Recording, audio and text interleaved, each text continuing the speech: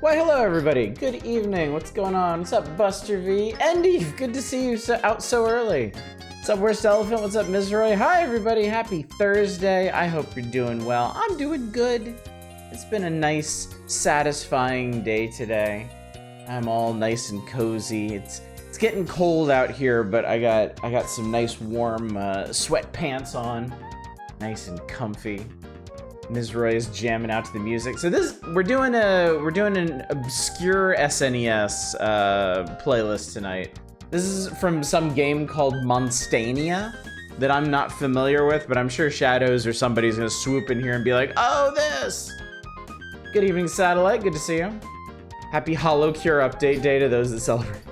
I have no idea what you're talking about, but yes, happy that to all y'all.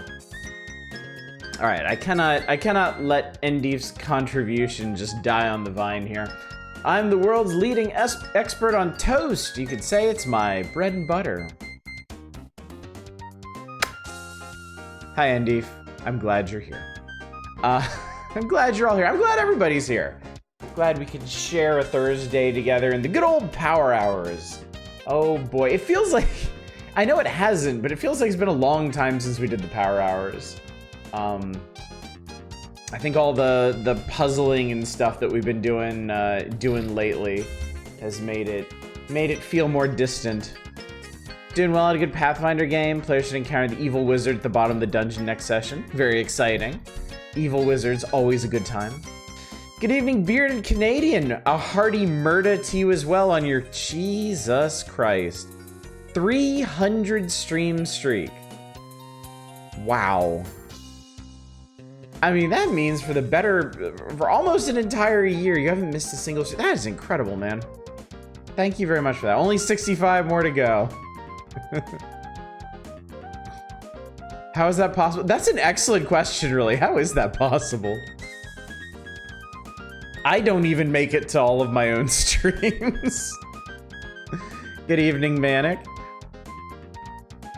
Oh, that does sound bad. Yeah. Those can happen. Well, Hollow Cure update. Y'all might have to clue me into what's going on, because you're making me increasingly curious. Those amazing computer graphics really sells me on this Project Reality thing. Yeah, this is some peak 1994 CGI right here. I mean, Monster Max here looks like he's composed of whole double digits of polygons. And that's what's up, Fight Attack? I think my favorite, like, there's a lot to love about this. Don't get me wrong. There is so much going on here. Easily my favorite part, though, is how his mouth is literally just drawn on. And it really, really looks like somebody just freestyled it in MS Paint or something. Holocure is the free HoloLive VTuber themed, oh, Vampire Survivor like. Oh, I know what you're talking about now. I actually know what it is you are referring to. Interesting. Interesting. I've been looking at a lot of Vampire Survivor likes on Steam because, I mean, they have a lovely habit of being very cheap. And that is very enticing to me. Oh, I bought some games yesterday, chat. Somebody, I can't remember who, but somebody brought up there was a Fanatical bundle on right now that had a bunch of games, like the more you got, the cheaper they were, but it broke down to like $11 or $12 each. And I got a couple games through that. I did in fact pick up Wild Bastards for myself. And I also got, hang on, what else did I get? I got something else. I got two other somethings, in fact. What was it? Oh, I got Diplomacy is Not an Option. Because I've been doing a lot of automation and simming and building stuff. And this one looks really cool. This one looks really fun. Like, absolutely crazy, like, castle siege simulator. And I also picked up Ghostwire Tokyo. Because I have really wanted to try that game. And it was really cheap in this deal. So I did that. Bad 90s CG is dear to me. I was gonna keep VTuber avatar and join Hololive. I bet I could, Negare Tap. I bet I could, but I wouldn't want to make everybody else look bad or anything. So I wouldn't want to put them to shame with my absolutely incredible VTuber avatar. So I will hold back for the good of all. Feels smart to be a VTuber. Stracer son. So good evening, Nemrin. Good to see you. Halls of Torment is the other good Vampire Survivor like you all should have on y'all's radar. Diablo 1 vibes. Ooh, nice. I have the Keisware one. Bone Razor Minions. I played that back when it first went into early access. And it was a good time. I should play some more of that. This reminds you of Solstice. I know, right? Was Solstice... Was Solstice and Equinox Titus? I'm gonna look this up. Because, like, whoever was making these games just apparently didn't stop.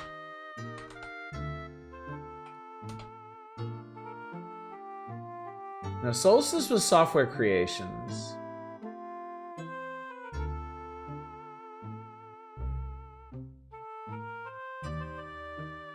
So was Equinox.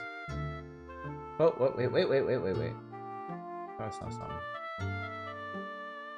So was somebody just... Wait, was Altered Space these same guys?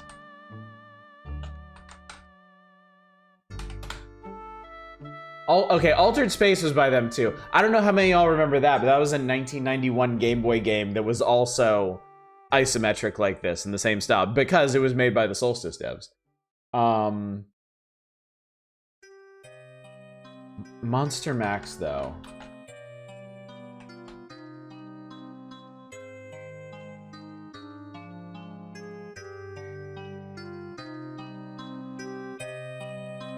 Huh. This has absolutely no relation to those other games. That's kind of shocking.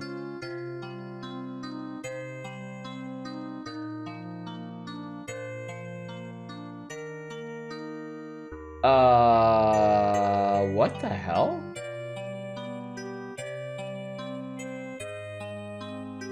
According to Wikipedia, which of course never lies, this is a quote, this is a direct quote. Upon release, Monster Max was frequently considered one of the best all-time Game Boy titles by critics. And then they go on to cite a whole bunch of publications I have never heard of in my life. And then buried in there is Nintendo Power, who apparently gave the game a 13 out of 20. Which, yeah, sure, okay. Sorry, chat, I missed you there for a while.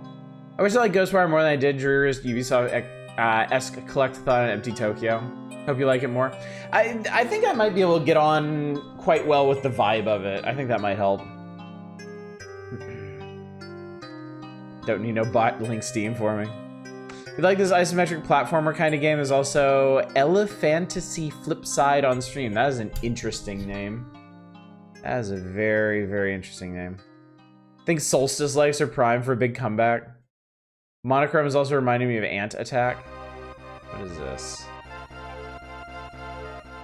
What is this?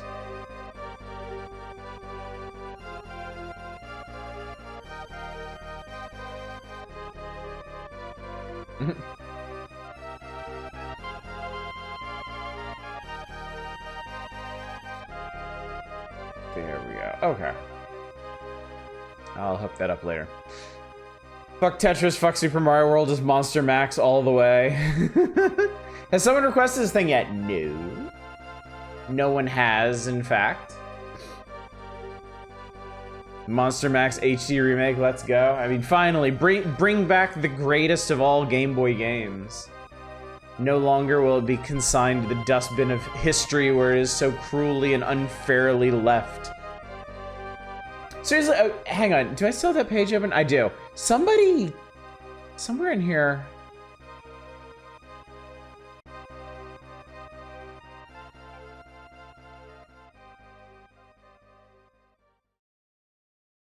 One of the lines in here had it in the same sentence as like,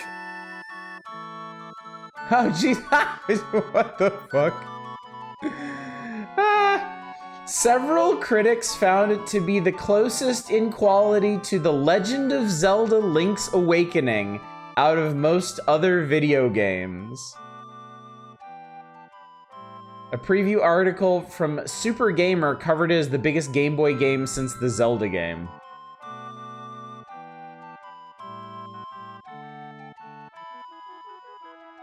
For critics from Bonsai and GB Action, Monster Max took over Link's Awakening for the best Game Boy title. The game's originality was highlighted. Well, I mean, it's just... Really wonder if it'll live up to this hype, because I've never heard of it. I mean, all of these quotes are from outlets I have never heard of in my entire life. Monster Max was widely praised for its challenge and variety in level design. Damien of Super Gamer described it as, quote, fiendishly complex yet childishly simple.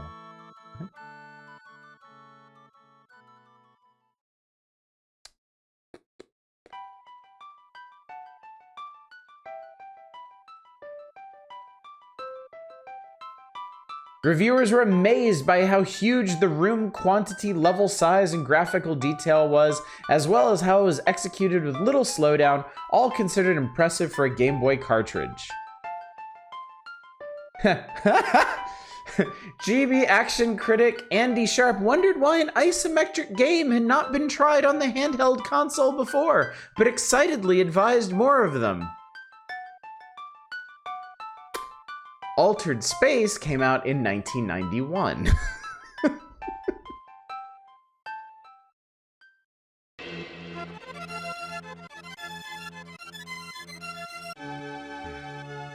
On the other hand, Fnac also has a bundle. We can get Evil Within series for about $6. Those games I've ever... Evil Within's great. I'm not the biggest fan of Evil Within 1, but Evil Within 2 is an all-time fantastic game.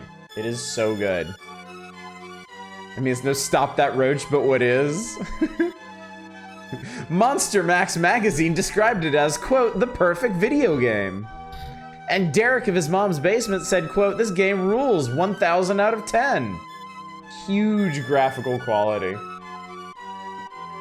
I like how well that dovetails with the comment from somebody, like, right at the beginning of the stream where they were like, these muddy screenshots are not doing it for me. Wow, I wonder why no one put more of the genre. You gotta turn your controller 45 degrees on the system where the screen is attached to the controls. I wonder if that's how this one plays. I bet it is. I bet it is, because they do mention here, like, coming to grips with the controls is one of the hardest parts of it, so. Well, anyway, chat, I won't keep you from this bounty of classic Game Boy gaming. Let me just remind you of the schedule, and then we'll crack into it, all right? Tonight, of course, is the Power Hours. You're beholding it even now. Tomorrow night, for Variety Night, we are going to be looking at some Curator Connect games. Some weird bullshit that I have gathered up over the past weeks and months. It's been a long time. It's been, I think, 3 months since we last looked at some Curator Connect stuff, and boy howdy, I got some stuff to show you. More Power Hours on Saturday. We'll see where we get in the magazine tonight. We're definitely in the waning pages of June 1994 here. Guess it just depends on how rambunctious y'all get with the requests, and of course, how utterly enthralling Monster Max turns out to be. There'll be no stream on Sunday, of course, and then Monday, we're getting back to our democratic playthroughs with some roguelikes. I have an assortment of roguelikes that I would like to inflict upon us all. And I will allow y'all to democratically decide how long we stick with each one. We're gonna start with one I just picked up called Dead Estate. Looks pretty rowdy. I'm pretty excited. But if y'all want more than a single night of it, you can vote that way. If you want to move on, you can do that too. It's my jam. Cenobite talk right there. Waning phase of June. Wait.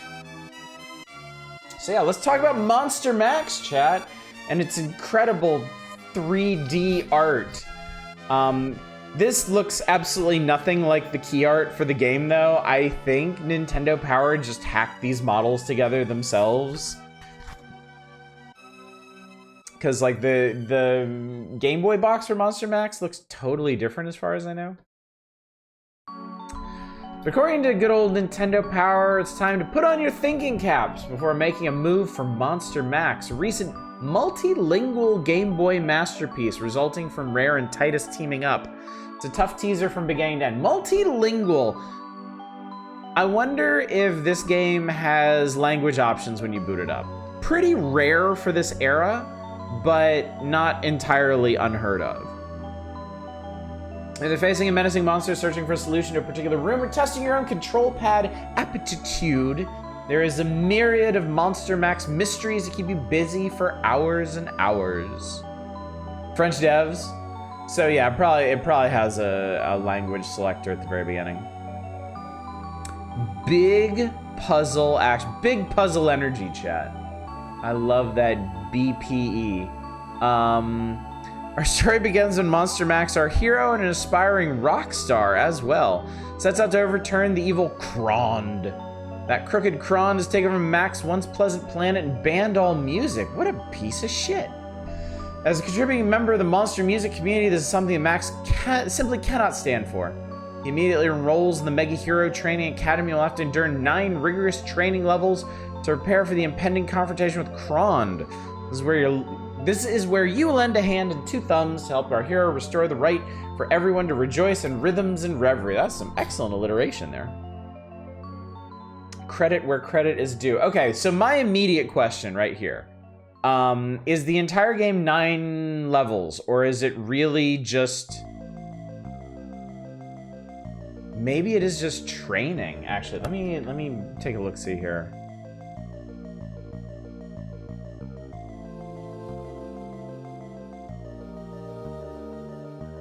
I think the whole game might just be these training levels, which is kind of funny to think about.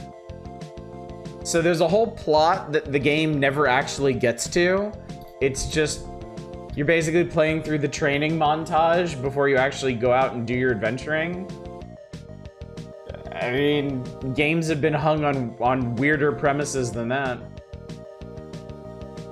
3D control of the game features a 3/4 perspective, which gives the illusion of 3 dimensions. Once you get used to the view, the control becomes much easier. Yeah, imagine that, chat. Once you get used to the controls, it gets easier to control. 9 training levels in the Mega Hero Training Academy. Gets harder, unsurprising. On each level, you'll find 3 doorways leading to 3 rooms. Each room has an item you need to retrieve in order to receive credits. There are also other helpful items to find. What's up, Shadows? Good to see you. The amazing word art font. God, I know. Incredible. So you get through a level, you take the elevator up to the next one. Okay. At the beginning of each level, there are 3 rooms to choose from. Take the far left door to enter room 1. Oh, I get it.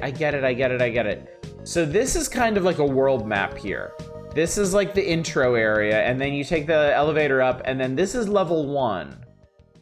And then level 1 has 3 rooms, but the rooms consist of many rooms. So this is level 1, room 1, and this is level 1, room 3. They did a very interesting thing with the map here. They color-coded the rooms by how difficult they are. Good evening, Sacrificial Toast. Good to see you. Once heard of a game where you play a tiny little guy rolling a ball around, picking shit up, replace all the stars in the sky, which your dad drunkenly destroyed. This whole genus of British isometric puzzle platformers is legit fascinating to me. I did the legwork tonight, Shadows, and I looked up the background on this, and you'll be shocked to learn this game is entirely unrelated to Solstice, Equinox, and Altered Space. All three of those games were made by Software Creations, I think. And this one is Titus. Gotta play Trick Takers for her first time tonight. Did a little write-up on it in the Golden Table. Oh, yeah, I remember seeing that. It was a really nice-looking game. Someone did request Monster Max already. I think like 4 different people requested Monster Max. It's John Rittman who started this whole subgenre with his ZX Spectrum Batman game. Oh yeah, the Wikipedia page mentioned that. Interesting. So I guess in a way he may have inspired the Software Creations people to make the Solstice and Solstice. Yeah. There we go. Oh, interesting. Final boss is a terrible isometric controls. He is to blame. Okay, look, I do want to mention this. I think isometric games are neat. I like them in concept. I don't love them in execution. Of the ones that I played, Solstice is impenetrable to me. Same with Altered Space. Equinox, I honestly really like, but it is so hard. It is so hard. I've gotten like halfway through that game, but it hates you and everything you stand for. What's up, Chaos? Good. I've somehow never heard of that game despite it being so popular. Definitely a cool concept. Yeah, for sure. Submitted Nightmare, the old rare isometric puzzle game on the Weird Old Game list. Oh, okay, cool. Yeah, Equinox is a very cruel game. It is really mean. Okay, so what the hell do you do in this first level? I have to check out the playpen, hop on the elevator, get to level 1. At the beginning of each level, there are 3 rooms to choose from. Helpful rhyme there reads, in the forest deep, seek and find, destroy Pahal, the binary mind. It's an insane brain that is your bane. Not all platforms are solid. Staying on the flashing floor will fry you. Stationary blocks will hurt you, but moving ones won't. Be sure to pick up the lightning bolt in the previous room, give you the speed, and you need to run past these bags of bones. So apparently Mr. Skellyman's here is an enemy, and a very threatening one at that. I mean, you can tell he's got that killing stare. Clearly out for blood. And then you have to bomb a brain. Level 1, room 3 has an alchemist you have to fight. I don't know what the fuck these things are over here, but they're kind of terrifying. They skip right over level 2 and they go straight to level 3. Alright, well I guess we need to just give this a try. I guess we need to monster max it up. Not Mighty Max, Monster Max. I think there's another isometric Game Boy coming up at some point. Really? I seriously can't think of any other ones. Around the same time, Rare, under the name Ultimate Play, the game was doing similar stuff like Night Lore. Oh, okay. Yeah, this one's a partnership between Rare and Titus. Interestingly enough. I guess Bones, anyone knows Bones is evil?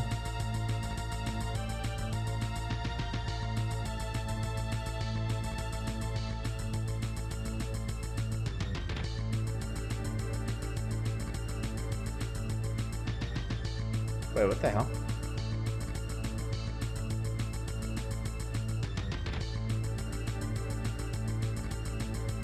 Ah, there it is. I apparently don't... Nope. I apparently don't have a US ROM for this, but I do have a European one. Like thinking you sing Monster Max to the tune of the Monster Mash. That's what I was thinking when I titled the stream, in fact. That is exactly what I was thinking.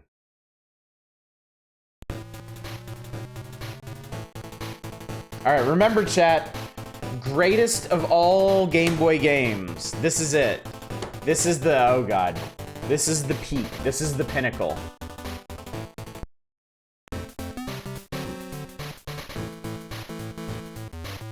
Yep, multilingual.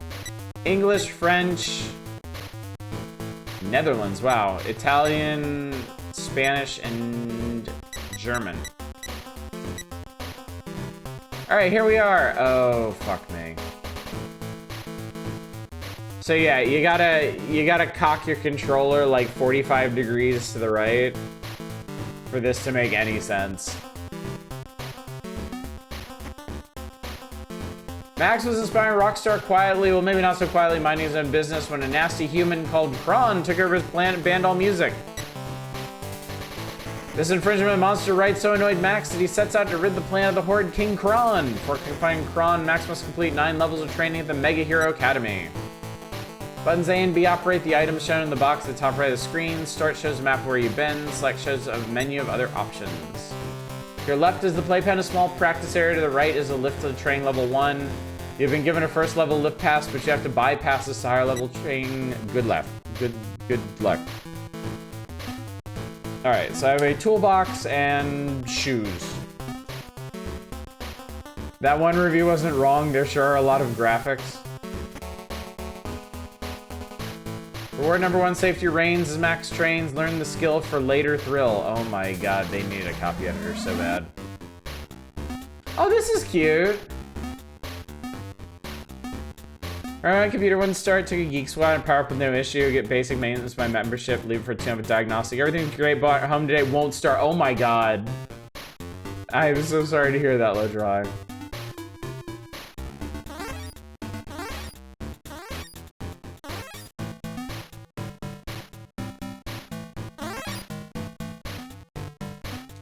Don't usually orient the controller, I orient the screen in my mind. Well, you are obviously a very clever person, and I'm just not that smart, Eva. My brain forgets what I'm doing if I don't at least partially orient this, Oh, hello. The way it plays. Oh, Lord. Item power spring, collection touch spring function allows you to do 10 double height jumps. Icon will flash when only 1 power jump is left. Okay, so now I get the big chungus jumps.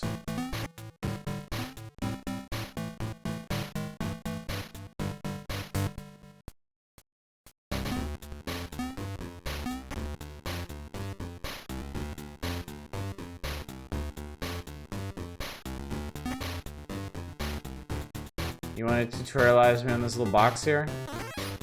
Apparently not. Just don't know what it does.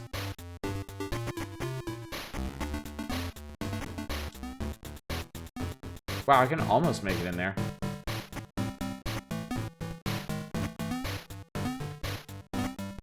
There we go. Do do do do ba do ba do ba do do do do do do do ba do do.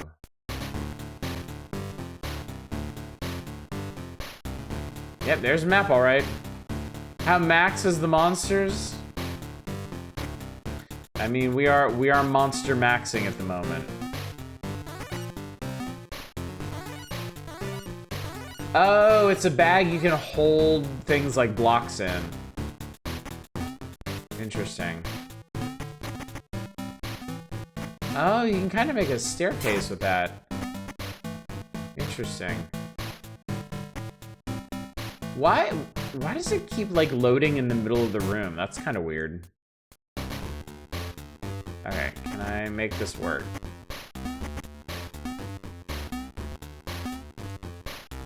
I can. An interesting looking game. I mean, it's a solstice-like. Item, duck. Stay on top of the duck and press A or B. Function to crouch. Press button you collected the duck on. So...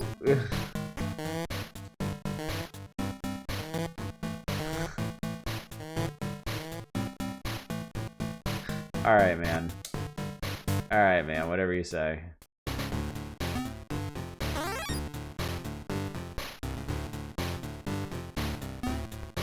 Alright, so I get what we're doing here. Thou art a duck! There we go.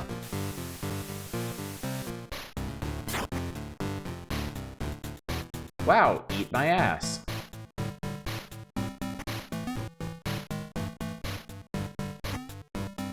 It's kind of crazy they're doing all this without shadows. Not you. I mean, like, actual, like, light shadows. Because it's so hard to tell how things line up. Mission complete! I got 1 credit. Alright, that was the playpen. Remember the perspective of the sort of game I've been obsessed with as a kid? Shadows the isn't man. Use the lift! Who the fuck is this guy? Use the lift! Please, I am begging you, use the lift. Yeah, this game is just begging for drop shadows. I think it's kind of charming in an odd way.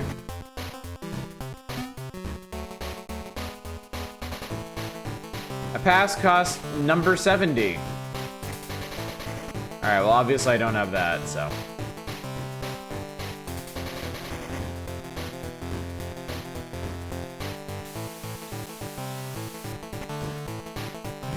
In Forest Deep, seek and find, destroy Pahal binary mind.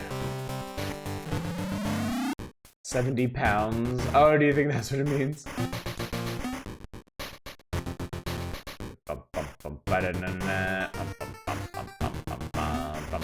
No, God. I don't want to die.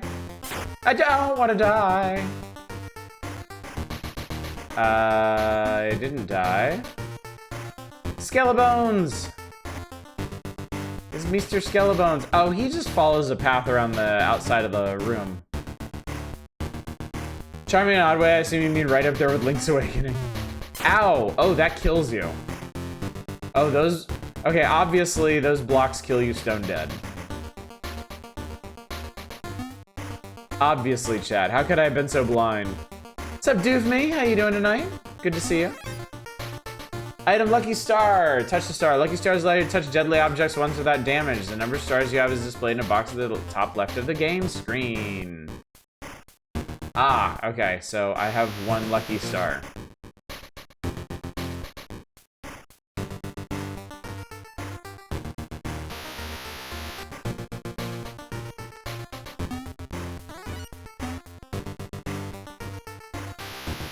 Sorry, Retro, this is really blocky. Well, it's an old Game Boy game. This is just... Everything on Game Boy looked like this. Alright. Don't touch the thingy thing. Good. Well done. Okay, so I remember Nintendo Power talking about this room. The moving blocks won't hurt you.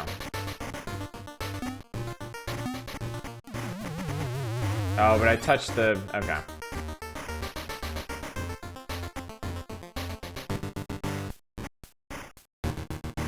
Is this just me, or is this very first level, like, hilariously lethal? Taylor here is mostly, yep, the Brits had the most inexplicable taste in games. What do we got? Mines! Landmine, which explodes after a short delay. Press button you collected the mines on. Run away quickly. I guess I... Okay, that's not a mine, that's a bomb. It even has a big B on it.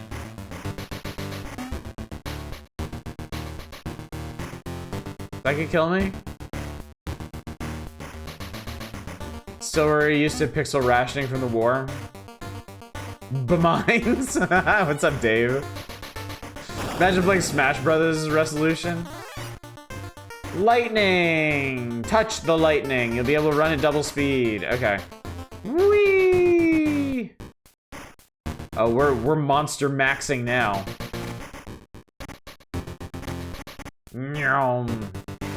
Now this is monster maxing.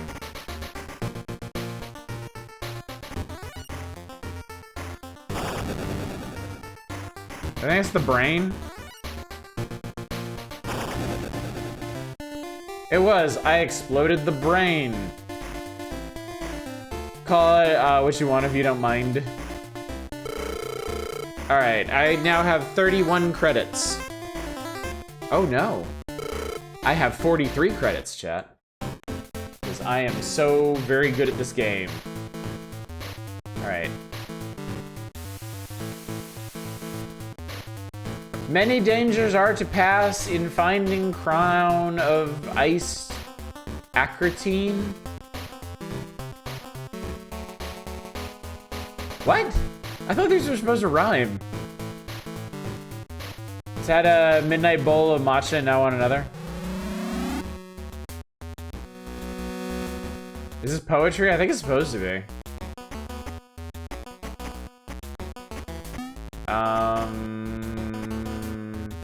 But these will kill me, won't they? Can I blow them up? I can, sweet. Oh, Jesus. Okay, somehow I blew myself up with that. I'm not sure how, but...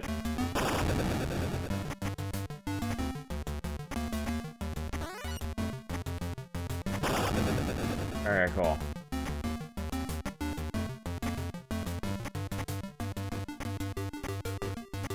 Yikes.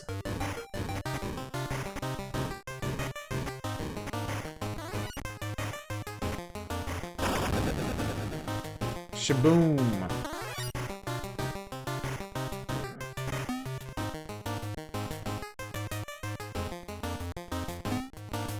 Alright, chat, I'm gonna be honest. Credit where credit's due. Oh, Jesus. Oh, God, I died. I died so horribly. But no, seriously, credit where credit is due. This is actually a lot better and more fuck! Spoke too soon. Absolutely spoke too soon. Oh, shit.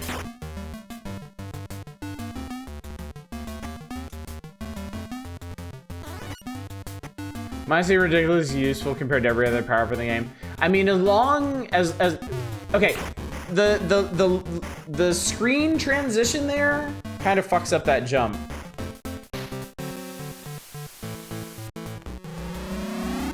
Okay. You draw the death stumps of the mines. That's actually a really good idea.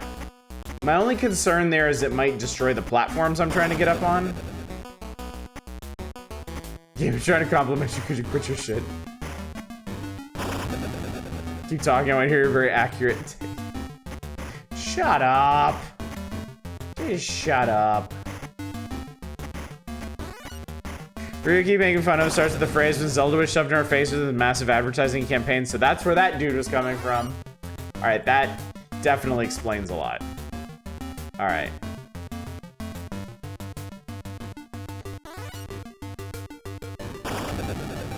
Yeah, I was afraid of that. I was afraid of that.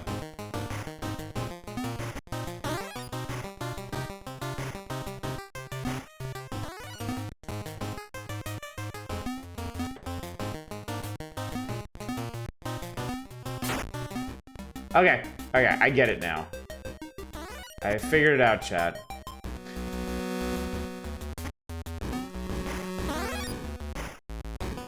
Having jump as an item is worrying because it implies there's a puzzle that you have to give up the boots to solve. You are not wrong. You make a very compelling point there. Oh god, this room is just full of, like, chicken weirdos. I think they're chickens.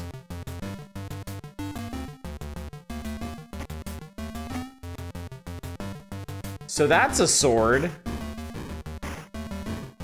Looks less bullshit than Solstice. I would agree with that.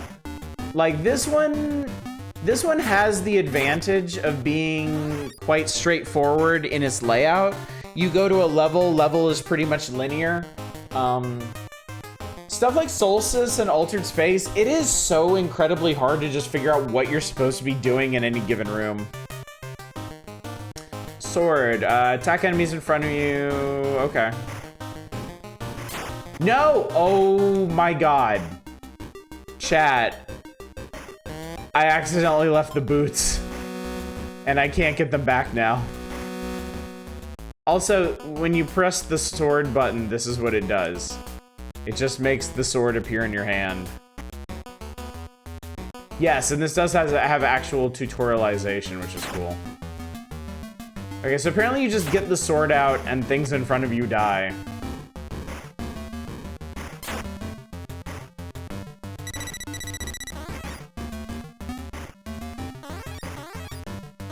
Okay.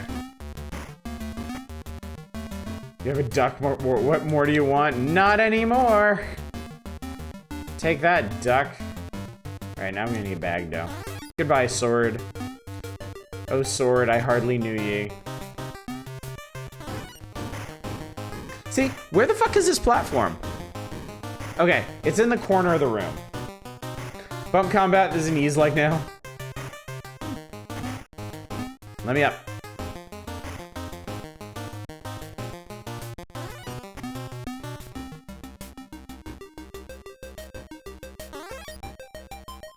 Force field. For total protection, press button, you collect the force field and you cannot move while the field is on. Okay. Oh, we're gonna need to get through this room. This is before shadows were invented.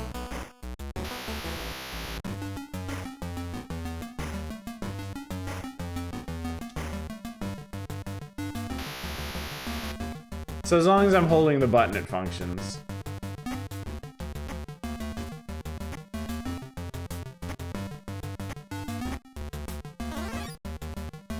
Super spell! Cast one spell, destroy anything used button you collect a super spell on, becomes a magic spell after one use. Oh, haha. Screwed that up. Oh, that's pretty cool though. A little more forgiving, lack of shadows, since we know the Game Boy would melt if they tried doing that.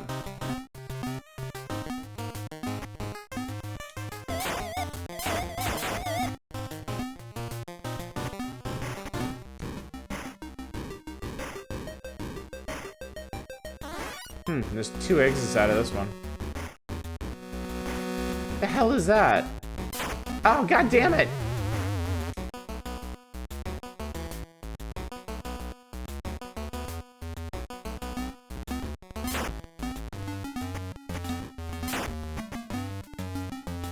I made it. I guess the other room was probably a lot easier or something.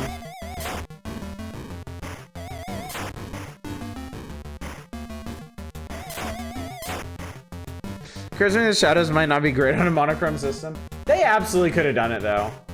Either with dithering or just like a nice light gray patch or something.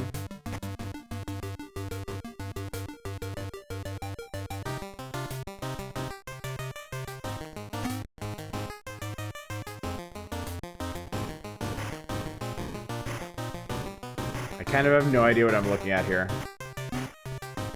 Oh, this is like a control stick. Okay. Oh, now this is interesting. That's a really neat way to do a puzzle, honestly. I think we need to agree, though. Best Titus published game so far on the grounds. This isn't a total Kusoge. This is pretty decent, honestly. This is a lot easier to get into than the software creation ones. Like, straight up.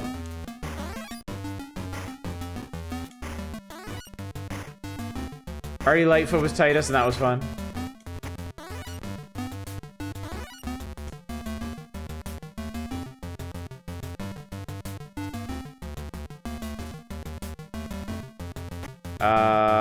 What do you want from me?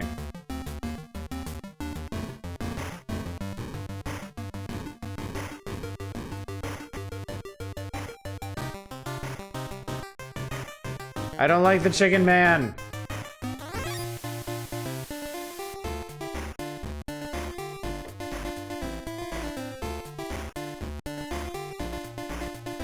Ha! Juked. I like it.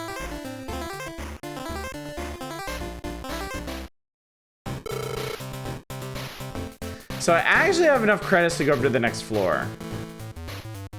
Let's just do that. I'm gonna do one more level. We're gonna see what stage 2 looks like. Thank you, sir.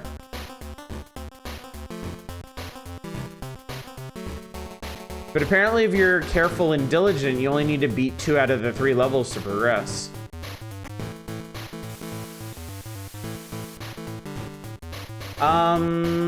The forest of foe is deep and wide, all-seeing eye is now destroyed. What the shit? What? Oh, forest levels. forest levels and some intense ass music. Enhance the mapping function to show all the world you are exploring. Okay, so what does it look like? Okay, this was big.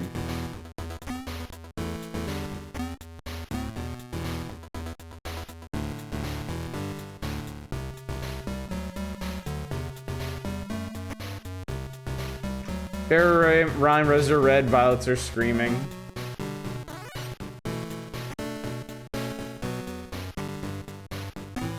Shit!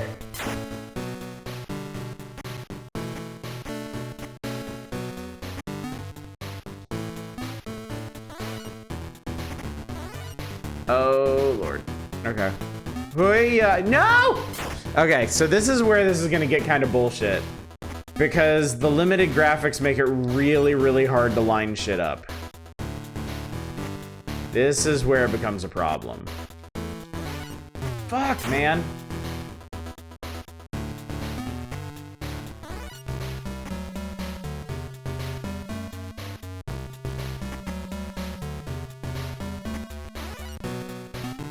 Oh, no! Okay, so apparently the platform, like the platform's momentum carries along to you as well.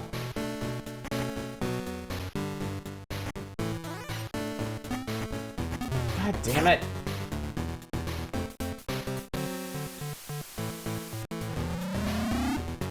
I'm getting through that goddamn door.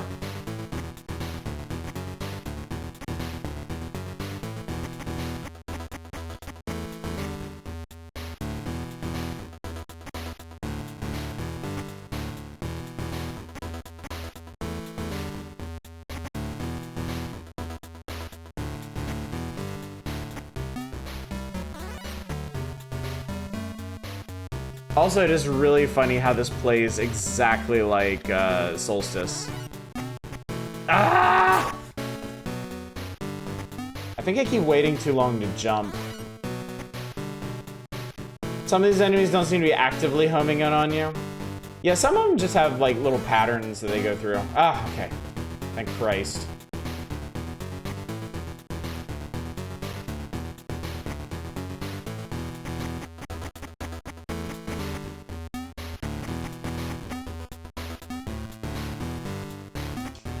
Oh, I think I screwed this one up. Oh, no, I didn't. Miraculously, I was able to recover that one. God damn it.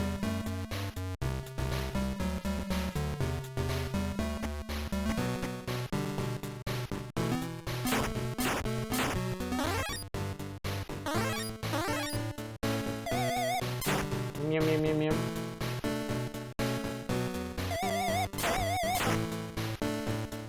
Okay, so we're gonna need a duck to get through there. Oh god. I don't know why I didn't click in my brain that those were enemies. Ah!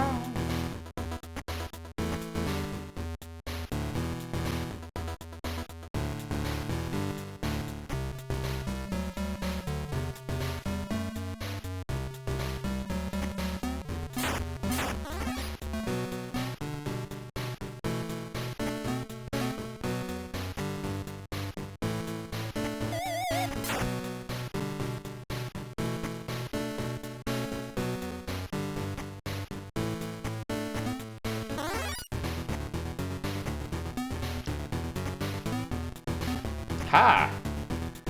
Those are pretty slick moves, Chad, if I do say so myself.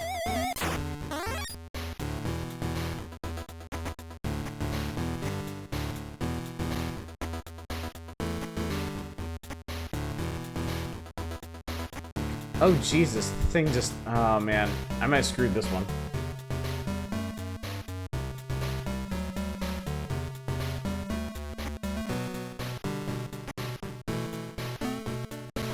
Okay.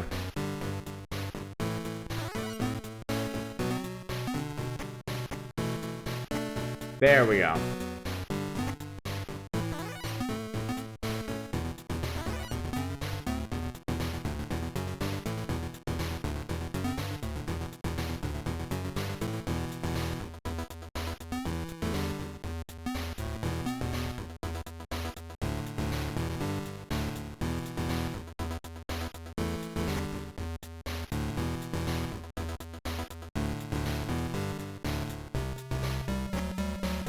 Okay, that was a pretty challenging room.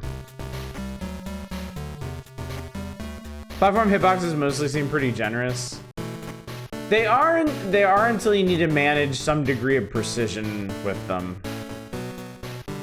I think of ice physics, I think of tree trunks.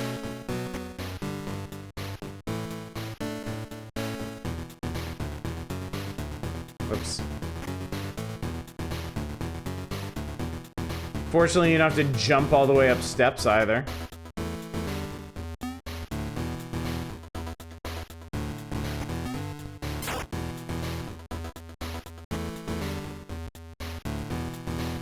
Okay.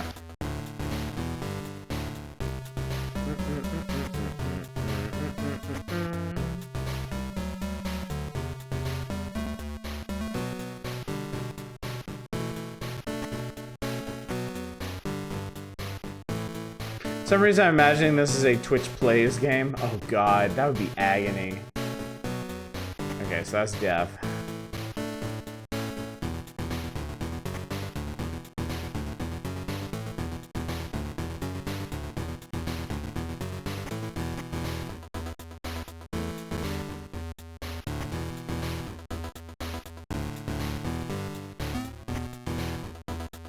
I think, okay, I gotta make a 2-square jump to the southwest anyway, so I'm kind of wondering if I can just jump straight over to that moving platform.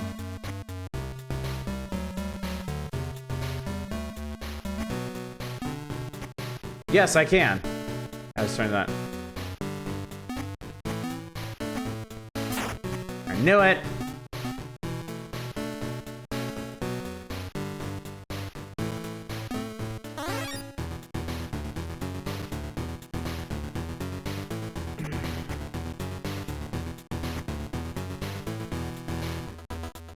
Oh, I think I made it.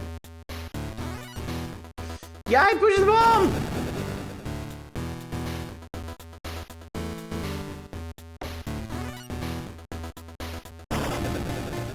Saw a Twitch Plays Mario Party stream a while ago and that was legit funny.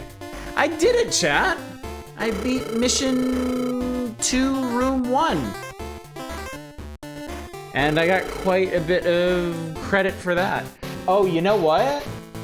How many credits does it take to get the pass for floor 3, I wonder? Probably more than 70. 130, okay. So you know what, at some point you probably do have to go back and do those earlier levels. Keep going, all right. I can do that. Let's, no. Let's go back and do that level we skipped down here. We love this game. Faces cruel, jeer and twist on mad, Ugil, erase alchemist. Kind of rhymes. Oh Jesus, look at the walls. Oh, this is horrible.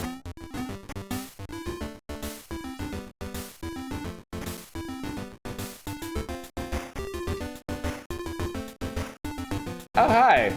Oh god, okay. I was gonna say, you're a little ghost soul, right? Well, now you're nothing. Game's legit interesting? It is, actually. It is. What we got? Gold bullion! Gives credit bonus if you complete the mission. Ooh, I got money. I have obtained money dollars.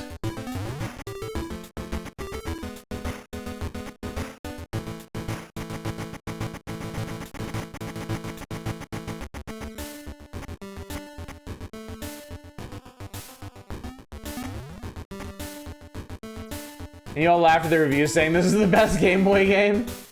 It's kind of crazy. It is honestly kind of crazy how good this is.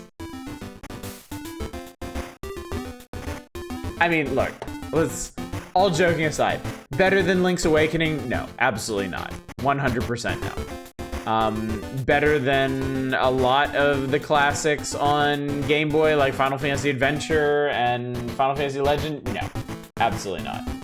But this is very good. This is very, very solid.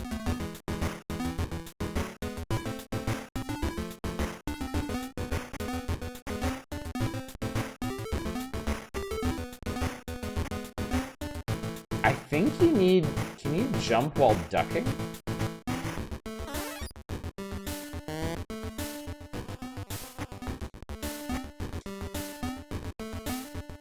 Ah, you can. Nice. We got Power Ring. Protects you against all deadly objects for a short time. Okay, cool.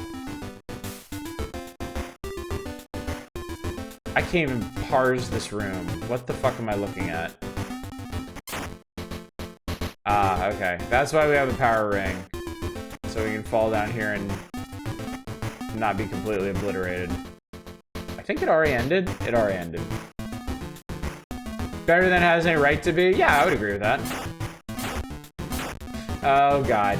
Okay, this room sucks. I hate this room. It better not be mission critical.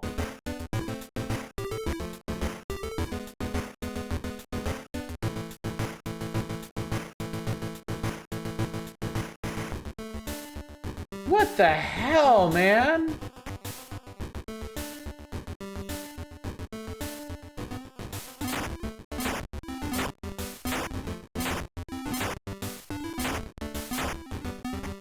Okay, well, I got through it. You can actually load to play with its complete lack of depth perception in rooms. Items don't seem to respawn now. At least not consumable ones.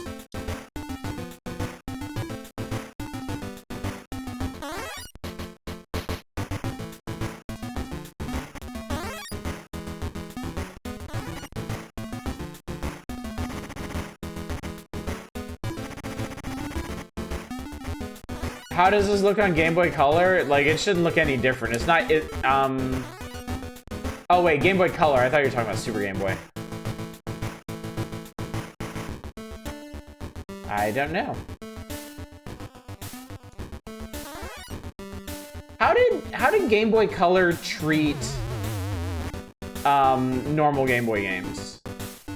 Did it have like a default color palette that it used for all of them or something? Or was it like the Super Game Boy where you got to choose from a couple different presets?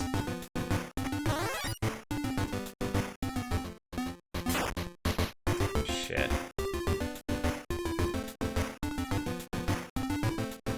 Same way as the Super Game Boy Color palettes with palettes encoded for each game. Okay.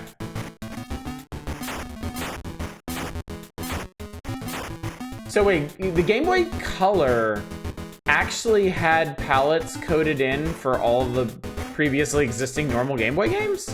Because that's kind of nuts.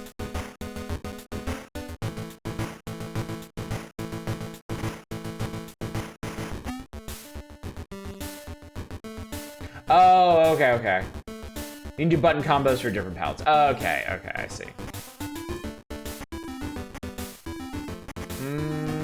Oh, I see the exit.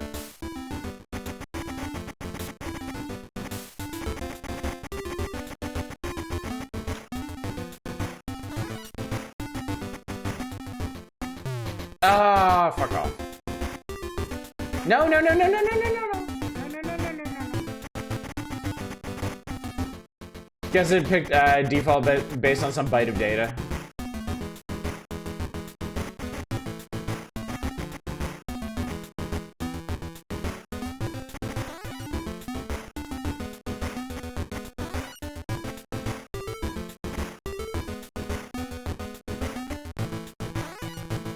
Do you have a way to show this on the GBC once we're done here? No, not offhand.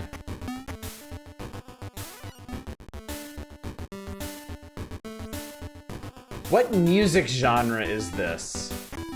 That's an excellent question. Oh, man.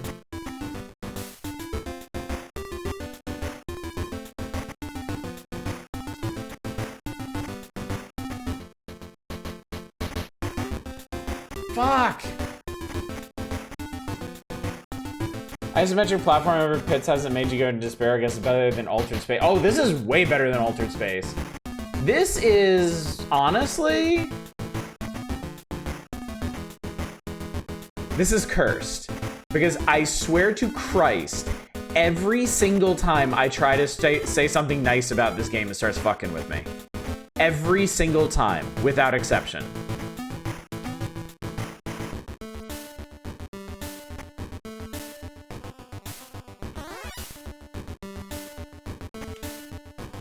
Yeah, I would say in the genre of like isometric puzzle platformers, this is probably the best.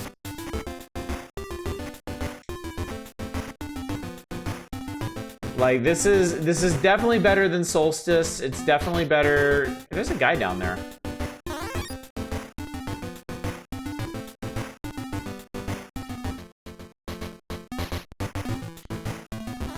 What do you want me to do with you, guy? Wait, how do I... Hang on, how do I get that guy?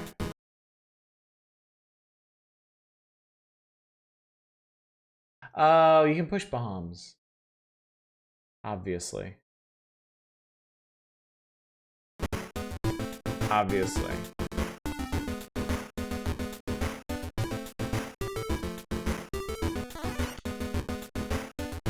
Oh god, you can also blow yourself up with them too.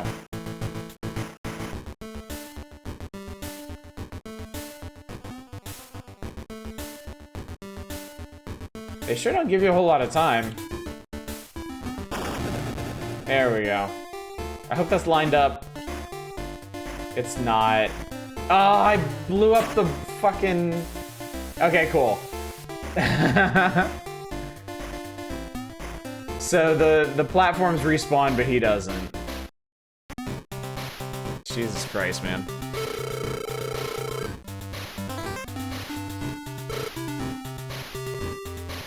There's a guy down there, and for that he must suffer. I kind of tell this by the dude that invented the whole subgenre because it's fairly polished. It is. All right, so I actually managed to finish all of the first floor. Should I do one more room, chat, or should we move on?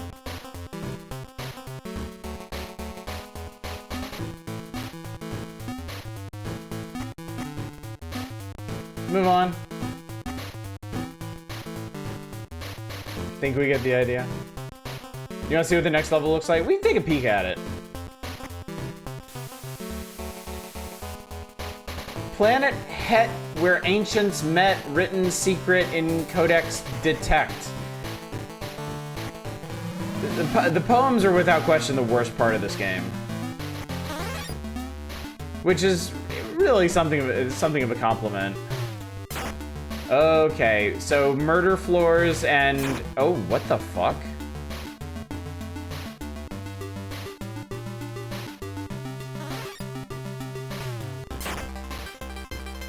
What am I...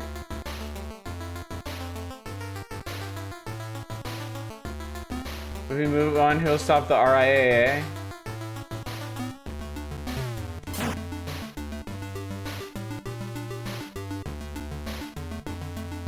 Take a small peek. That said, if you ever want to play more of this, someday I would not be opposed. Rhyme Secret Detect is a real stretch. It is, yeah. It really is. Oh, I think I know what you're supposed to do. That's what you're supposed to do. That's why they give you the shield at the beginning.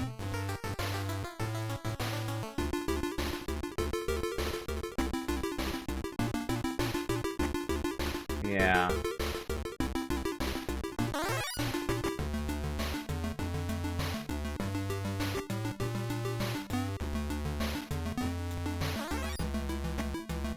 Music is damn good.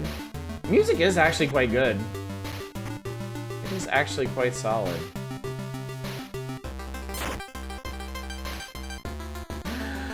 We're one lone egg on Planet Het. All right, chat. Let's move on, shall we? I want to see. Hang on. Once.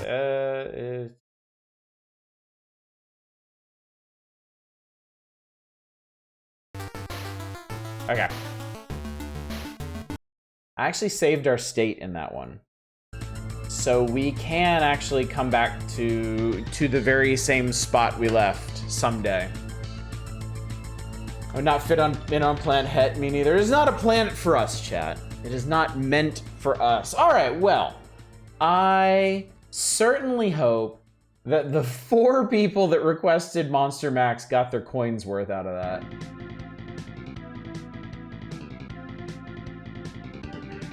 That one turned out good. Look, I'm as shocked as anybody, honestly.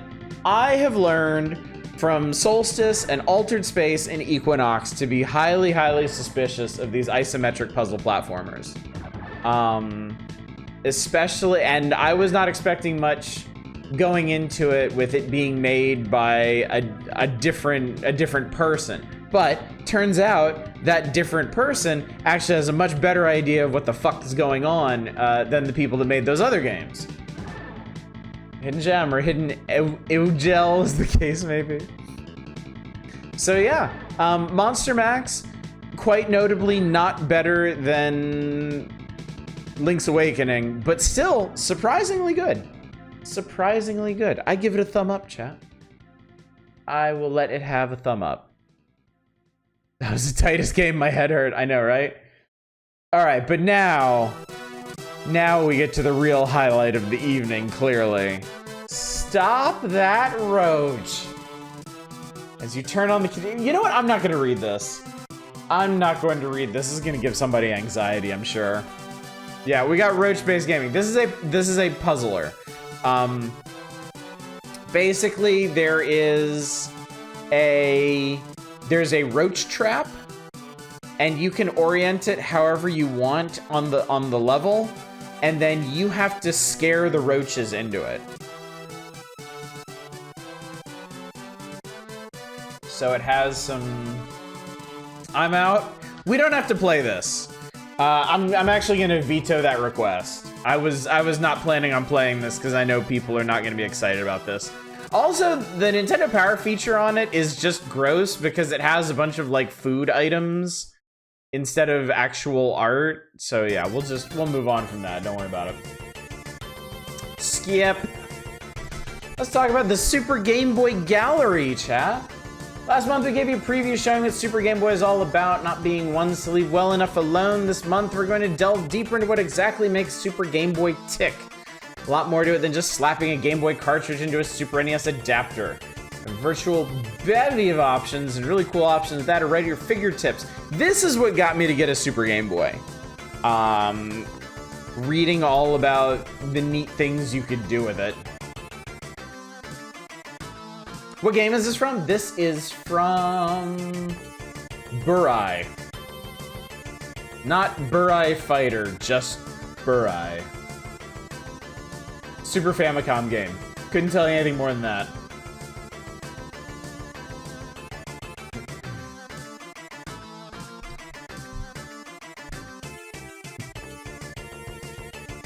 Saw a review on that years ago. I bet you did. Since Game Boy was introduced in 1990, the question on many minds was, when is Nintendo going to make a color Game Boy? The answer is still Nintendo has no plans to introduce Game Boy with a color display, but the truth is that Super Game Boy is just as good, if not better.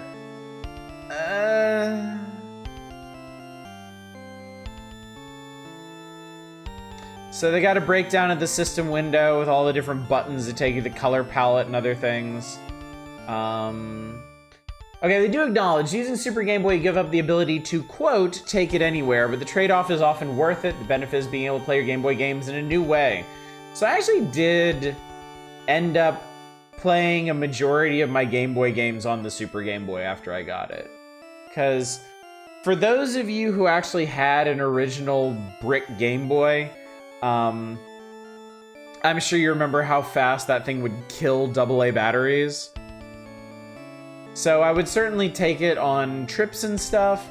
Oh, and it was absolutely useless in anything other than, like, completely bright light because of that murky little LCD screen. So yeah, once I got a Super Game Boy, I pretty much just played everything on it. And it really did enhance a lot of the games. I mean, we played, I think before we started doing the Power Hours, we played a couple Game Boy games using my Super Game Boy, like Final Fantasy Legend. And yeah, we screwed around with like the different backgrounds and color palettes and stuff. Particular paragraph didn't age very well. Remember the Game Gear 8 batteries like energy drinks and lamprey? Oh god, yeah, I remember a buddy of mine in elementary school brought his Game Gear on a field trip and it was like a 1 hour trip to wherever we were going, and it didn't even make it.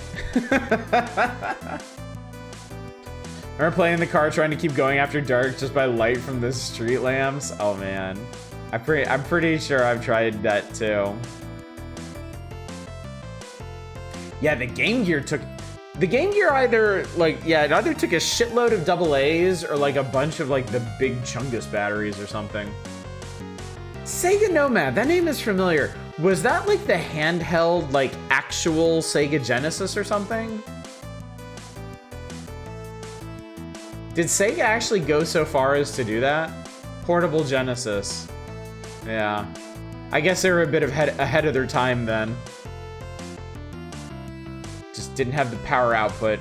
Insanely cool, barely usable. Still have yours, wow, that's really cool. The N64 thingy next year have the adapter for Game Boy. N64 didn't have a Game Boy adapter, did it? Super Nintendo had the Super Game Boy, and the GameCube had the Super GBA. It kinda did? Wait, what the fuck is this? What is the transfer pack?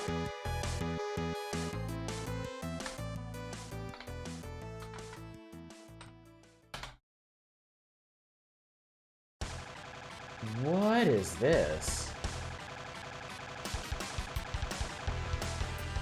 Removable accessory for the Nintendo 64 controller fits into its expansion port. Allows for the transfer of data between N64 games and Game Boy. Oh, okay.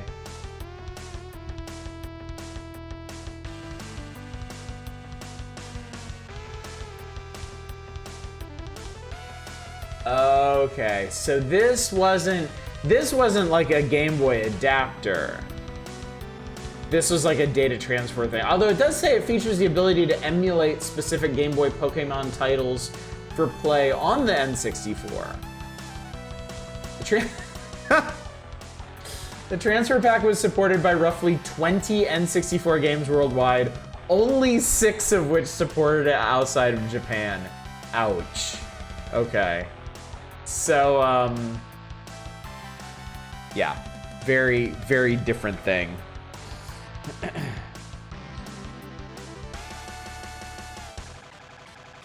Remember a Master System converter, you slap it on your Genesis and play Master System games on it? Oh. Okay, so it was used for Pokemon Stadium. So you would transfer games from your Game Boy Pokemon to Pokemon Stadium and let battle there and stuff. Heck, I wonder if anybody's tried making homebrew stuff for it. That's a good question.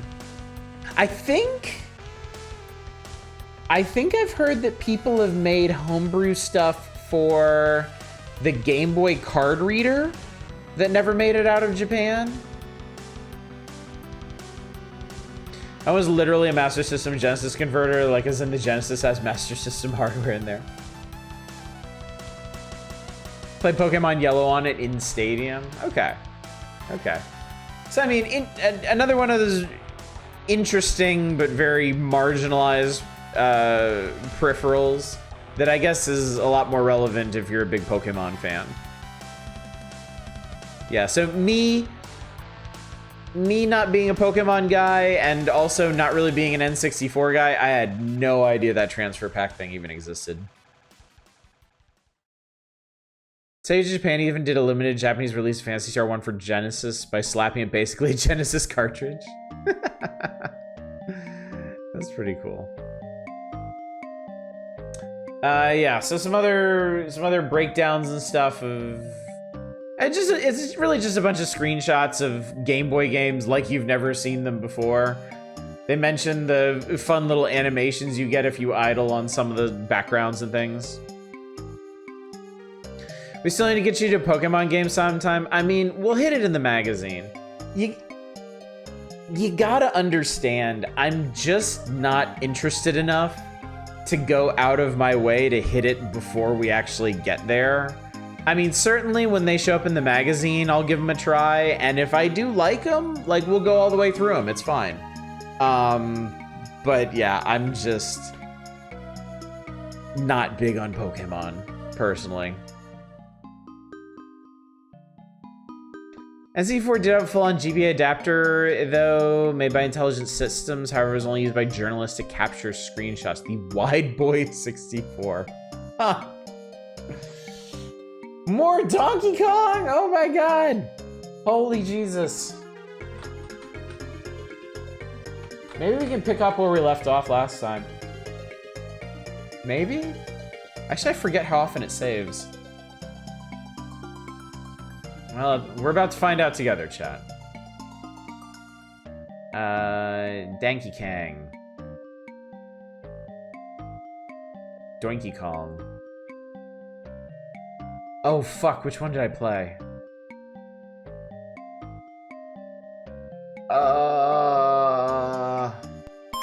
There's a revised version of it, which is why I'm kind of struggling here. Real checkpoints are every 4 levels, I think. Okay. Let me make sure this is the one we played. Okay, it is. Cool. All right, we're good. Nope, not that one. That one. Not there. There. Maybe do a newslock suicide against a random trainer when you're tired of a game over. Going. Yeah, I remember now. We made it to the forest, and then I got like 1 or 2 levels into this, and then we stopped before we got back to Donkey Boy. Nothing worse than Lobotomy Corp than losing track of the mobs. You can breach your cage doors and seeing one in front of the "If you make me angry, I will swarm your facility with bees" door. Yikes. Boy, good thing I got that one up. Now I have 28 lives. Oh fuck. Oh Jesus, oh god. I might need it too.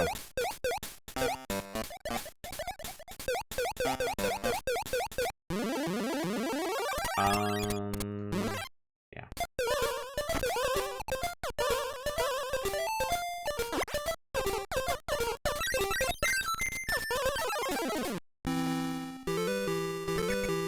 Pokemon I hope comes to Switch someday so we can do multiplayer. I feel like what would make it fun is if we lean into the community angle and trade Pokemon and stuff. That would be cool. That would be really, really cool.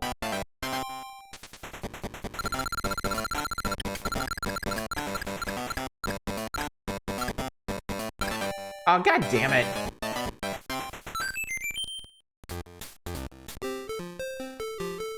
Do do do do do do do.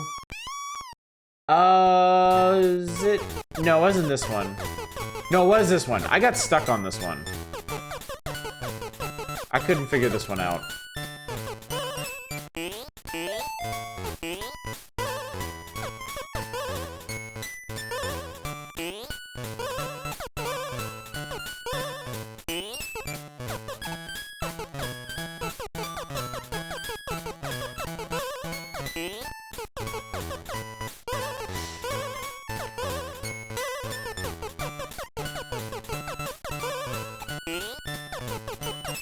Huh. Why couldn't I figure that one out last time?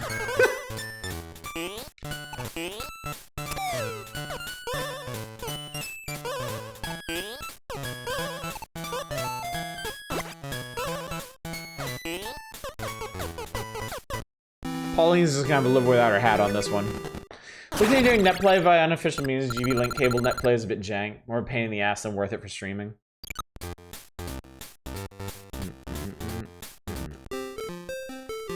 Got fixated on the pickups? You're probably right.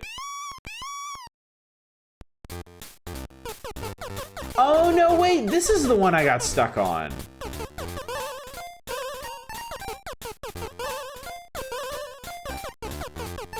I remember this one.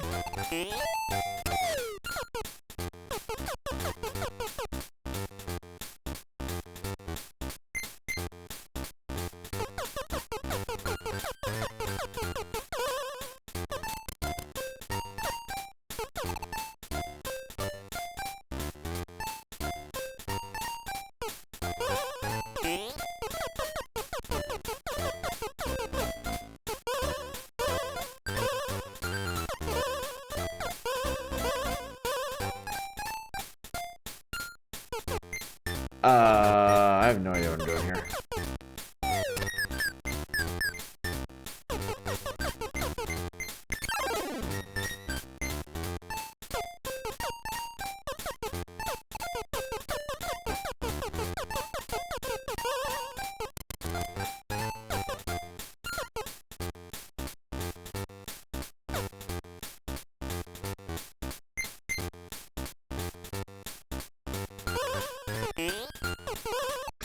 Oh fuck!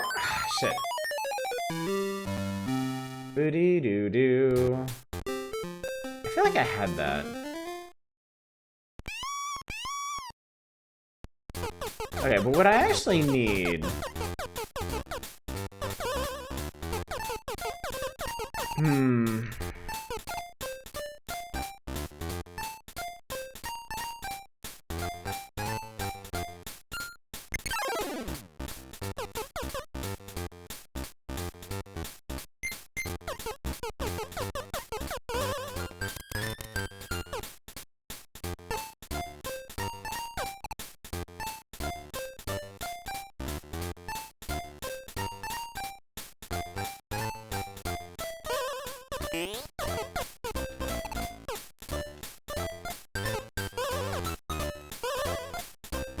Okay, that got me here.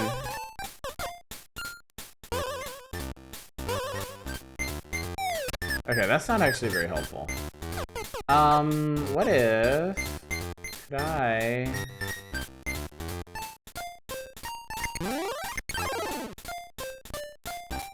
Absolutely make the ladder on the right with a backflip or high jump? Really? I don't think you can... Yeah, you can't grab ladders out of moves like that.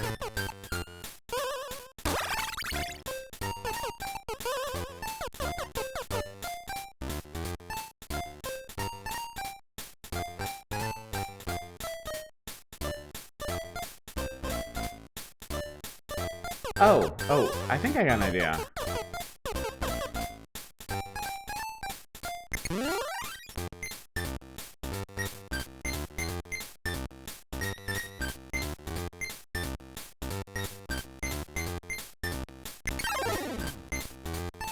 Well, I had an idea.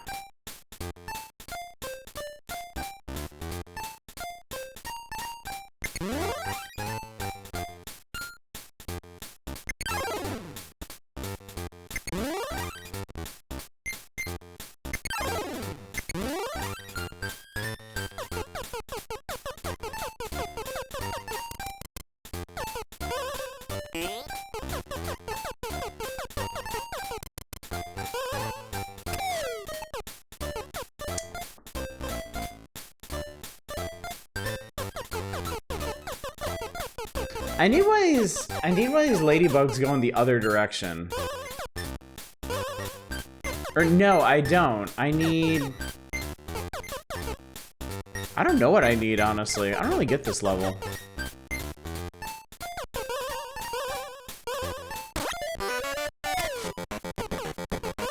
Never run out of time.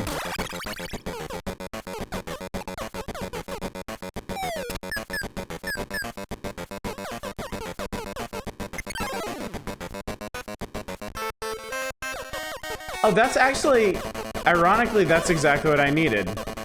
Though I don't think I can get over there in time. Wow, the music goes insane when you run out of time. That is brutal.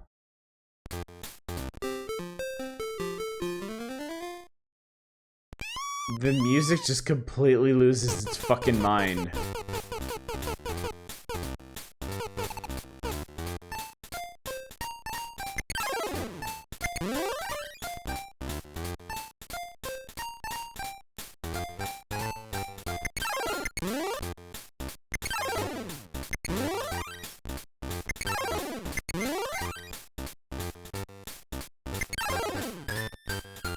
I don't know what I'm doing. I need...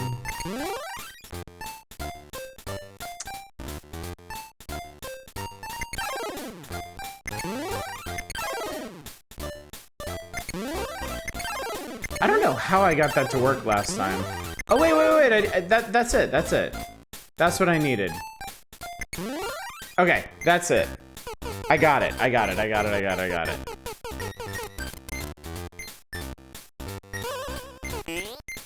Ah, shit.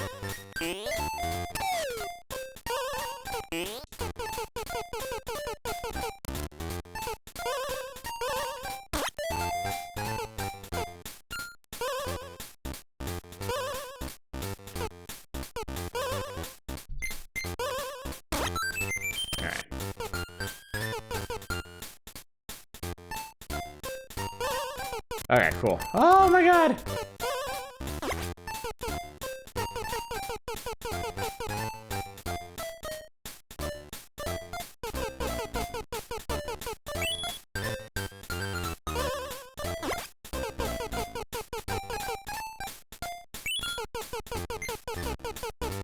No, get down there, Mario!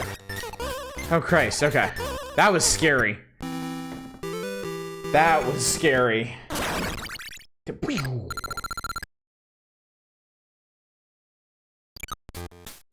Alright.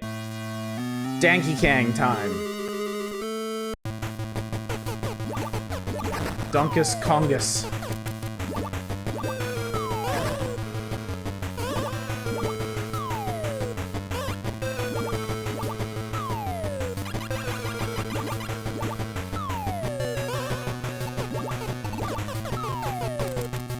Hey! Get wrecked.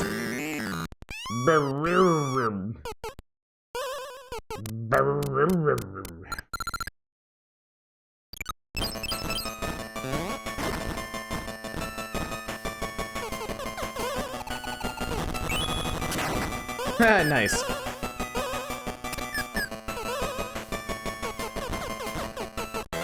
Man, Pauline is really tall. See, I know how there's a riff on the classic level, yeah.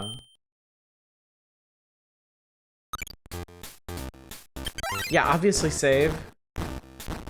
Alright, let me see if I can beat this last stretch of levels here.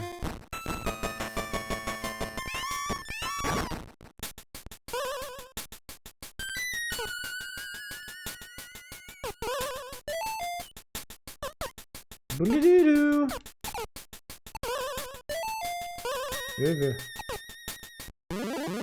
Okay, I want to... What do I want to do with this?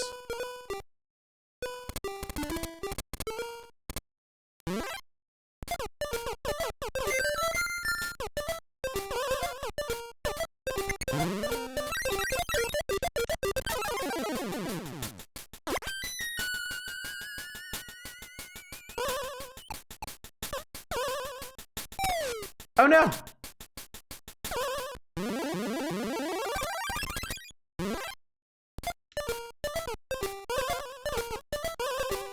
Haha! I did it. So I told you it was an Odyssey? Yeah. No, it's still remarkable to me.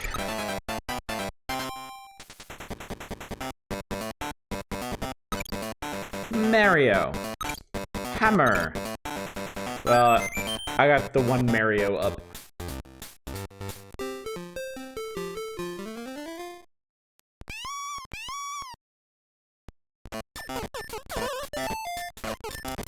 What's going on here?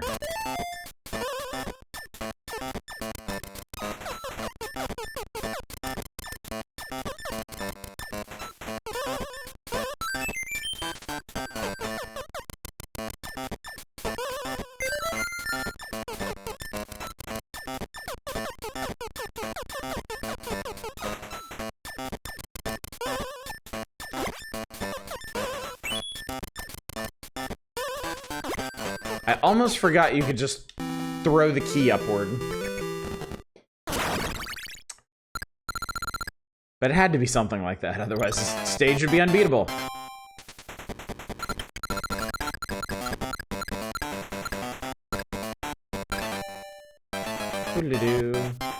Also, can I just say now how thankful I am that your save file actually keeps track of your lives, too?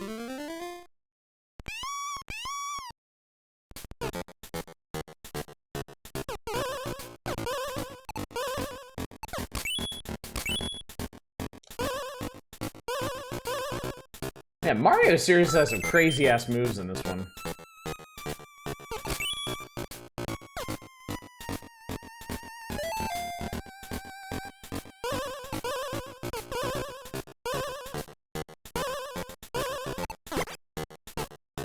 Audis, please rate this music. I give it a what in the Christ out of 10. It's very odd. Oh shit. Key. No. No, key. Damn it.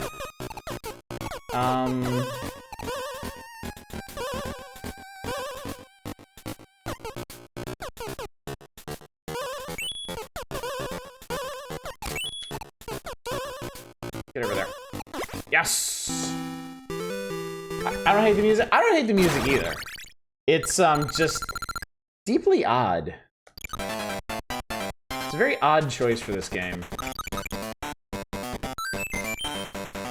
Music has Super Mario Land 2 vibes. Oh, that's a good point, yeah. That is a good point.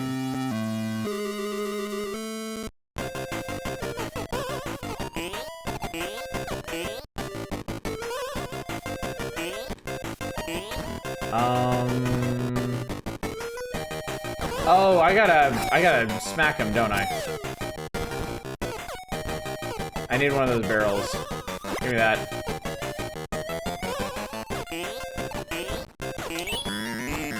Mess your ass up, boy.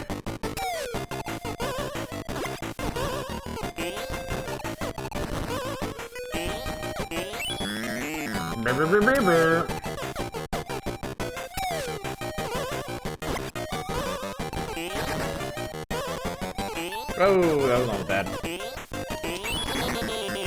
Gotcha.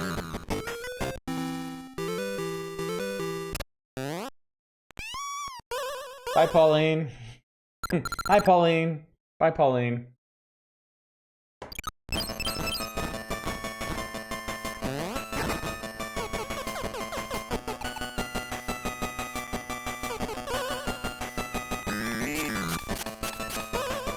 Aha, okay.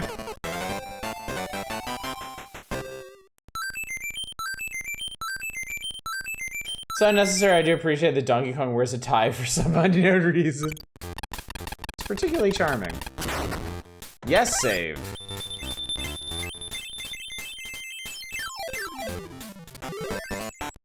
It's a very strange transition, but whatever. Okay.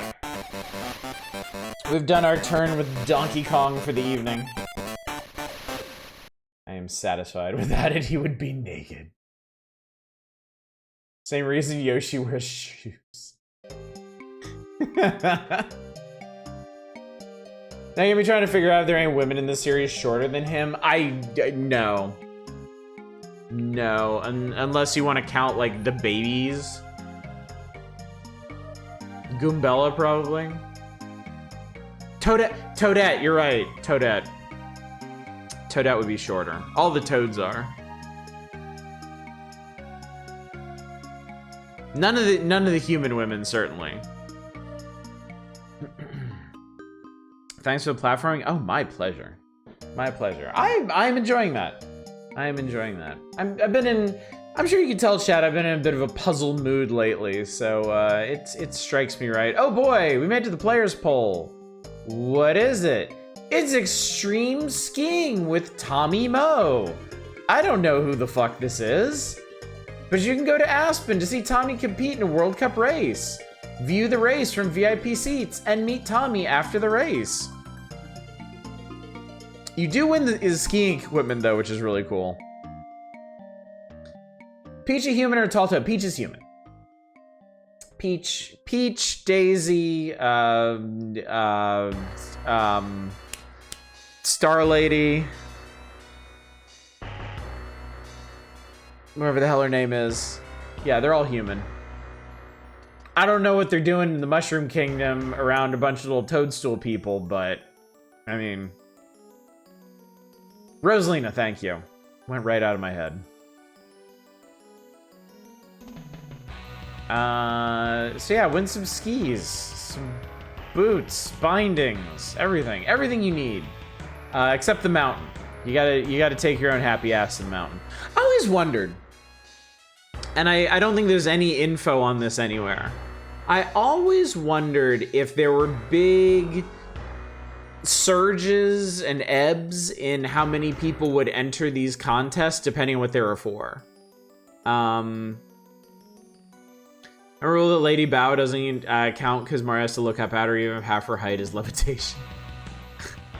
Like this doesn't seem like the kind of contest that many Nintendo Power fans would actually enter. But, you know, like one where you can win like a Super NES or a stack of games or something. A car. I thought you were gonna say surges in people trying to learn a sport based on what sports video games came out. Tony Hawk Pro Skater? It really depends on the sport, you know. I have no doubt in my mind that Tony Hawk Pro Skater helped inspire an entire generation of skateboarders. Like, I think that's a pretty safe assumption. I don't think we were ever really in a place for video games to inspire a big surge of like skiing or snowboarders. Like, I don't think the SSX series inspired a bunch of snowboarders, simply because it's an expensive ass sport. And not one that is easily accessible to the vast majority of residents of the United States. Like, how many people live within an hour's drive of a ski resort? And then how many of those people can afford to go regularly enough to actually make it a thing? So. Whereas you play Tony Hawk Pro Skater, you buy a board and there you go. Surges with Sonic, she's got nothing to do with Nintendo Power. Second week, skiing is fucking expensive. Skiing is fucking expensive. Skiing is absolutely expensive. I know, because we went skiing in Colorado last year for Christmas, and we're gonna do it again this year because my kids really liked it. So I know exactly how much it is, in fact. Estimated value of this trip is $5,000 in 1994 money. That is a lot of money to go see some skiing guy do skiing things and then get some skiing stuff yourself. Wow, chat. We're already at the top 20. I wonder if we could actually polish this magazine off tonight. Because all we've got is the top 20 and now playing, and then we're done. Look at that 90s dude. It's hip and cool. It's actually a figure skater in one of those like hoodie leotard things. It's Aspen, sorry, horribly overpriced. Clearly, if you don't want to pay the resort, you should go get your own mountain. Exactly. Exactly. Now you're speaking my language. All right. Number one on the Super NES chart is NBA Jam by a just ridiculous margin. Almost 32,000 votes compared to Zelda at number 2 with 13,000. More than double. That's absurd. That's crazy. We got NBA Jam, Legend of Zelda, Super Metroid, Mortal Kombat, and Star Fox are the top 5. I do not get NBA Jam. I do. It's not for me, but I get why it was so popular. Because at this point, I've played like all the basketball games on Super Nintendo, and NBA Jam is by far the most fun. It is fast-paced, it is arcadey, it is straightforward, you can do ridiculous shit in it. And unfortunately, those are all things that are untrue for pretty much all the other basketball games on Super NES. So, I mean, you gotta understand that when NBA Jam hit, just a surge of unserviced basketball fans finally had a game to flock to. So I get it. I understand, certainly. The rest of the top 10 is Street Fighter 2 Turbo, Secret of Mana, Ken Griffey Jr., Final Fantasy 2, and Super Mario Kart. I feel like Final Fantasy 2 is back. Feels like it fell down the chart for a while and now it has returned. What's up, Coffee Shut? Tetris is still top 10 after 5 years. Amazing. Oh yeah, on the Game Boy. I mean, like the Game Boy, the original brick Game Boy launched with Tetris. It didn't launch with Mario. It launched with Tetris. And Tetris, in many ways, sold that system. Like, there were a lot of people, a significant number of people, who got the Game Boy just to be able to play Tetris on the go. People going back to Final Fantasy 2 in anticipation of Final Fantasy 3? That could be. That certainly could be. I'm sure Nintendo Power's extended coverage of Secret of Mana has helped buoying that. I mean, it's probably like a give and take sort of thing. Like, Secret of Mana apparently sold really, really well.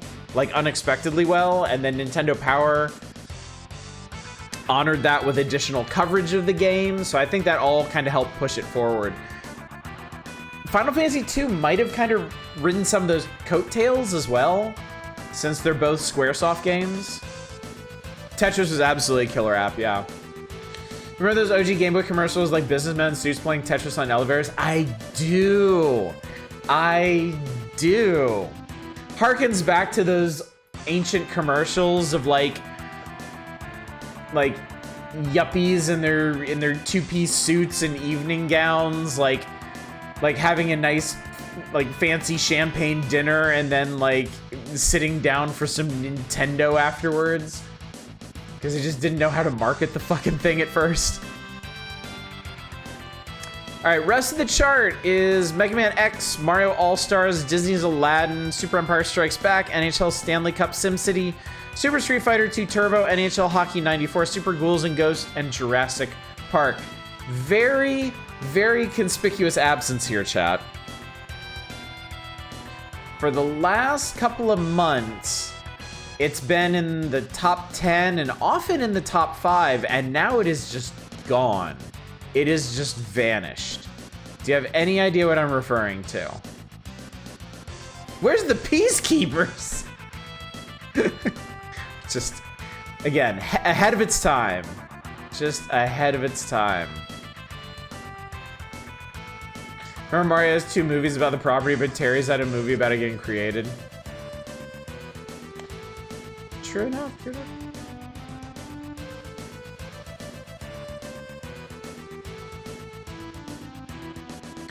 This is notable to me because people usually use this as an opportunity to make me play this again and make fan art of something.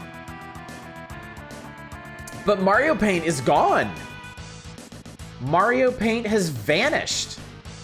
Like that. Like, not even a slide down the chart. Just here one day, gone the next.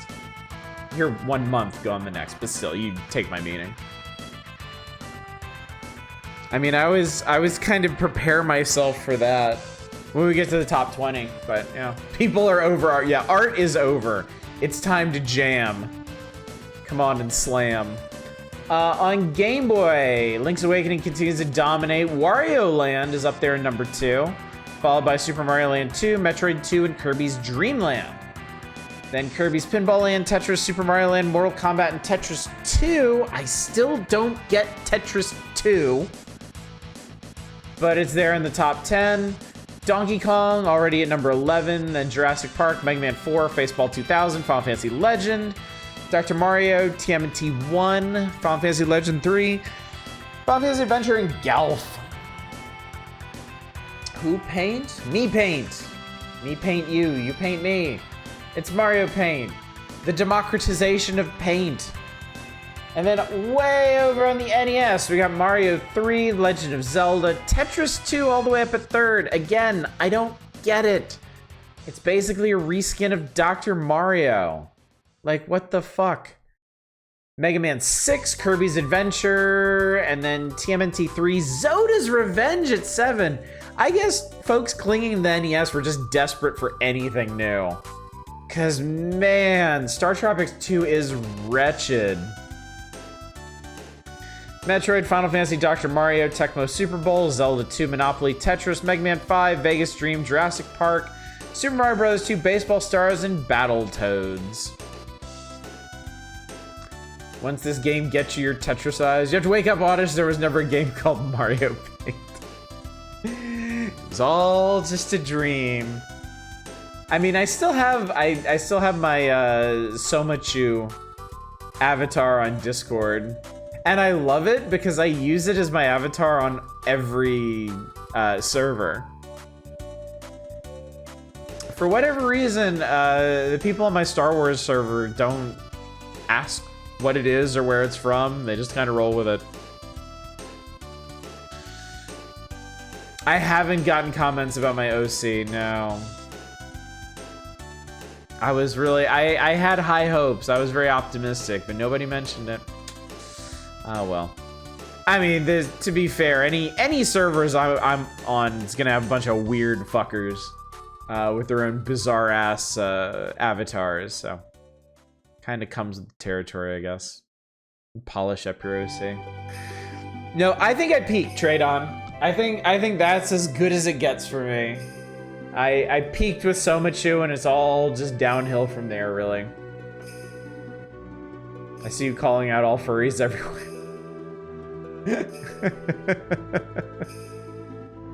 I would never. It's a Star Wars server. Ha, all right. Test top 20, chat. I guess. Let's forge on ahead and see what's going on in the now playing. What do we got going on here, chat? What do we have here? Oh boy. I see some things. That didn't make the body of the magazine, and I am not excited about them. Oh boy, am I not.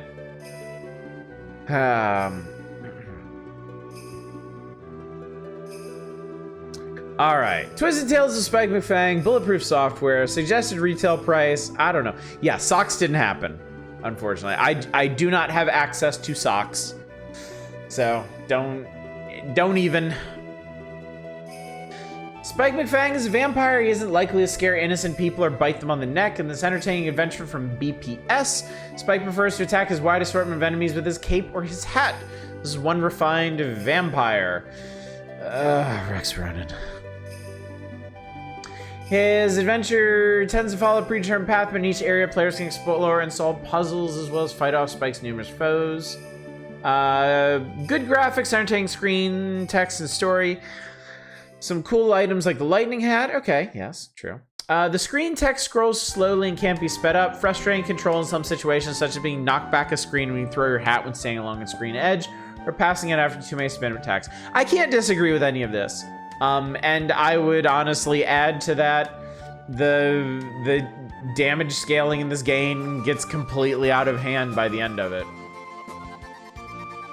Can we play the Surgeon game? We must play the Surgeon game. The Surgeon game has been requested. God help us all. 5 genres of profile pics that you'll see out there: furries, anime characters, real life photos, art drawn by the user, physical objects of some kind. Yeah, that seems to cover it. Literally an arachnid species that have a human body with spider head and legs on the head.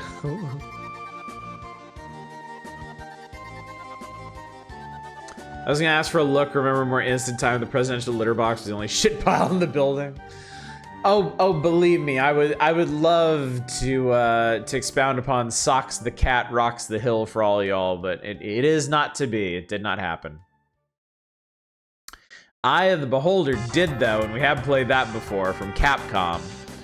Classic AD&D title for PC, comes to Super NES in a mouse-compatible game that captures the experience and depth of the computer game. The call goes out from the Lords of Waterdeep for 4 champions to free their city from evil. You'll choose your champions from human, elf, dwarf, gnome, and hobbit in several professions like cleric, fighter, thief, and mage. The play unfolds in a first-person perspective in which you find objects and fight enemies while uncovering roots of evil that have plagued the lords. It is a dungeon crawler. Great depth of play and good graphics for this type of game, but awkward movement and fighting control even with the Super NES mouse. Yep, Socks the Cat never made it. From Kaneko. Sox lives at 100 Pennsylvania Avenue along with Bill and Hillary and likes famous masters. Sox becomes the first Clint with his own video game thanks to Kaneko. In the game, it seems a group of foreign spies has nabbed the suitcase holding the nuke. Whoa! It seems a group of foreign spies has nabbed the suitcase holding the nuclear button. Pretty bad news. Sox sees the whole dastardly deed and heads off to warn the Prez. You might imagine all sorts of subversive mice and other deviants try to stop Sox, which you might find harder to imagine at this stage Guardians. Inexplicably, his characters are based on former political figures like ex-presidents. So why would an ex-president want to stop Sox on his mission of vital national interest? Go figure. Action is traditional hopping and bopping with 9 lives to get it right. The attacks of the boss characters can be humorous if not misplaced. The challenge can be fairly high, mainly due to poor play control. Sox Cats out there. I cannot find it. I do not have it, therefore I cannot play it. If you have a line on it, that's great, but it ain't happening tonight. Are all the mice Russian? Alright, Rex Ronan, Experimental Surgeon from Raya Systems. This game is wretched. It is awful. Rex Ronan is fighting for the life of an executive from a tobacco... God, this is so... Rex Ronan is fighting for the life of an executive from a tobacco company who is dying of lung cancer. Unfortunately for the executive, his nefarious ex-employers don't want him to get better. I'm not sure why. Make matters worse, they filled the poor guy full of tiny robots and explosives. So if the cancer doesn't kill him, the armaments will. So what is the surgeon to do? Fearless Rex has himself shrunk to a tiny size. They battle with the cancer and other ill effects of the executive's years of smoking. Of course, once he's inside, he finds there are robots and that his job is twice as hard. This game is truly unique in that it addresses a serious health issue and true action game. Rex is armed with a cleansing gun that blasts away dirt, disease, and miniaturized mines. Any action game fan can recognize what to do. Basically, the setting inside the human body and the message to not smoke are the only elements that separate this game from standard side-scroller character action games. Okay, look, they are really burying the lead on this one. But there is more that sets this aside from standard side-scroller character action games, and that is that everything about it is terrible. The play control is terrible, the hit detection is terrible, the levels are terrible, the enemies are terrible, everything is terrible.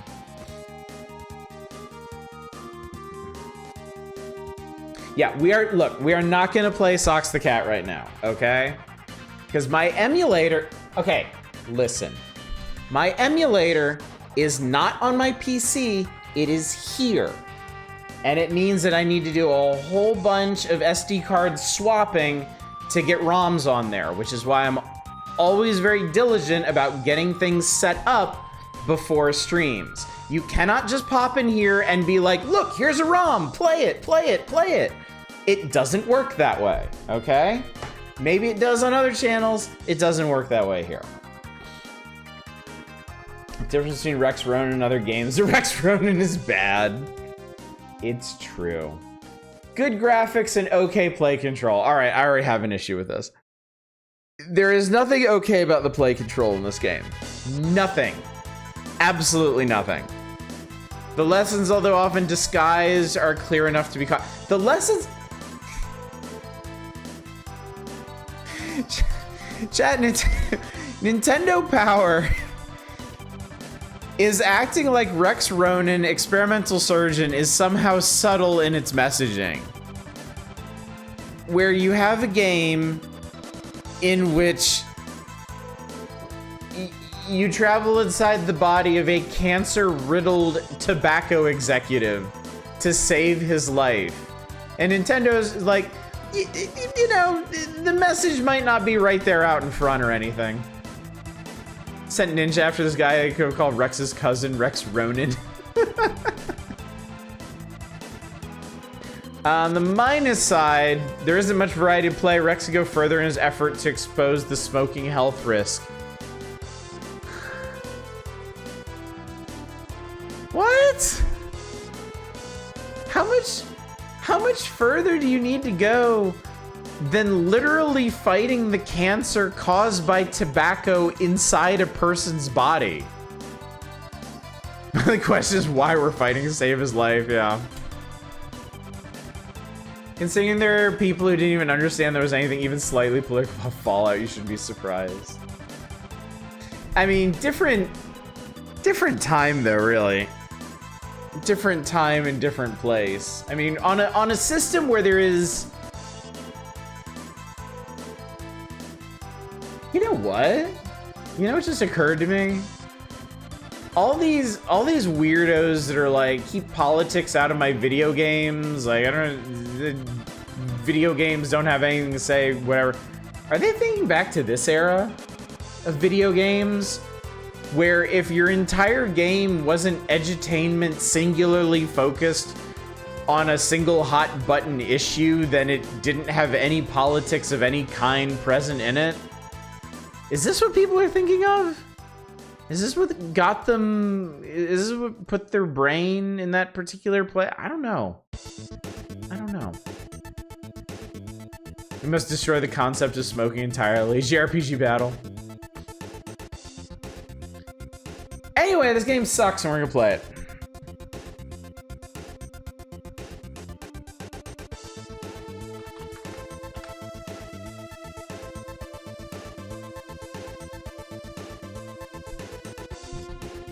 According to the list, like 90% of Final Fantasy games are woke for some reason. Yes, the woke detector list. Jesus, what a pathetic thing that was. And continues to be. It's not like it went away.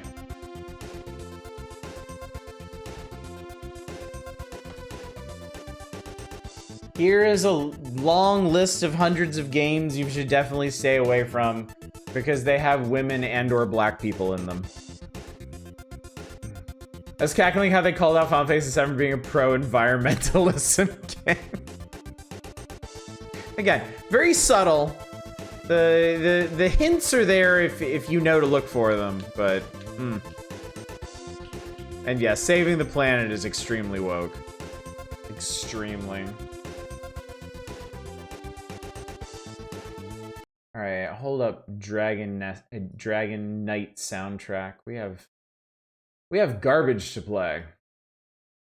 We have unapologetic Drek. That was probably my favorite thing from the entire list, where they could not tell if Disco Elysium was pro or anti-communism. Oh God. Jake Westboro thought he had it all. A successful sales career with Blackburn Tobacco Company, a beautiful wife, a great car. Truly the American dream, chat. Jake started smoking when he was 15, but now he's dying from smoking the cigarettes he once sold. Jake's only hope is Dr. Rex Ronan, a brilliant experimental surgeon. Dr. Ronan will shrink himself to near microscopic size and enter Jake's body to fight Jake's diseases. Oh God, Blackburn Tobacco Company is afraid that if Jake lives, he will tell the world how dangerous smoking is. They'll do anything to stop Dr. Ronan. Time is running out. Dr. Ronan must hurry. What if I just didn't play the game? What if we just watched the attract mode for a while? Pretty much the story of Halloween 3 with tobacco instead of witchcraft. Oh wait, no.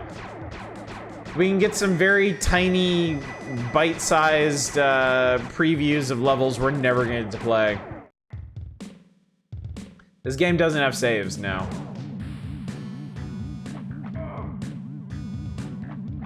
The one guy who can tell people how bad smoking is.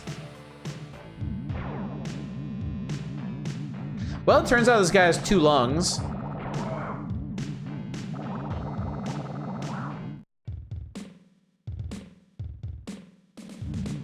Wow, they are really just showing you every single level in the game, but like 5 seconds of each one.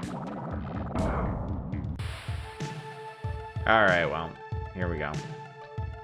Yeah, I know. Entering the mouth. Holy shit, we gotta get to the heart of this. No, we really don't. We really, really don't. This game is so miserable. It is so fucking awful.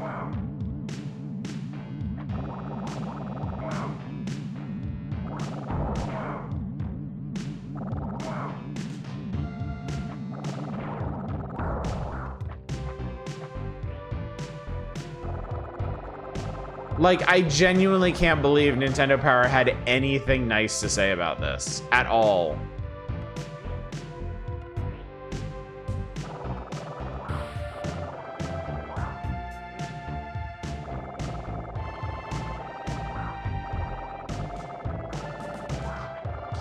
Are sure those teeth, damn, you should brush them. I'm waiting for a tiny man in a purple like bodysuit to come in here with this magic cleaning ray gun and fix it for me.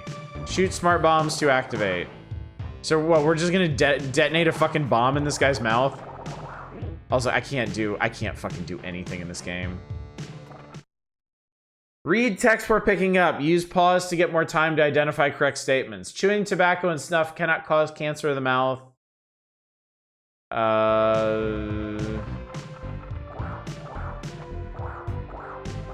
Oh, I remember this. False statement causes damage. Okay. I remember this. I got my weapon upgraded, but it is like worse in every way from the base weapon.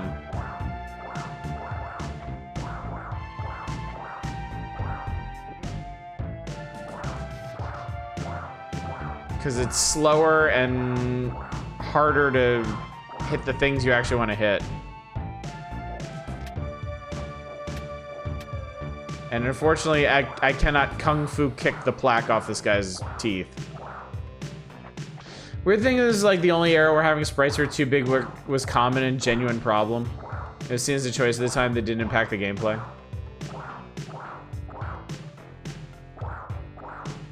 Jesus Christ, what a struggle.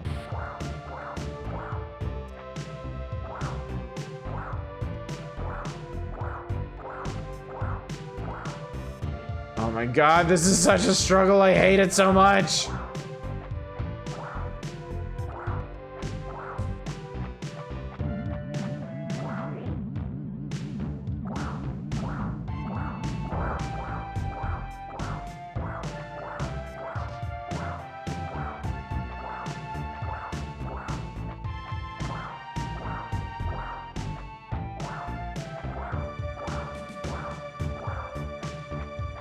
Listen to this giant ass sprite do somersaults and flips as part of the surgical treatment.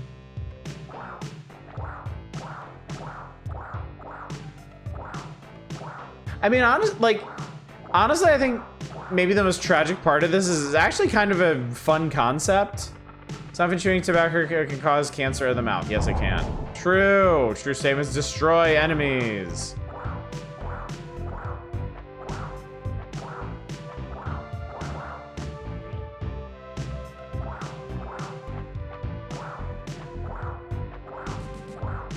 Like, if actual talented game developers had worked on this, like, it might have been decent.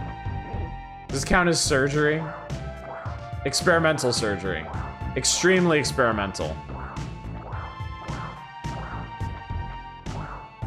Is it better or worse than painting the Flintstones fence? Well, when you put it like that,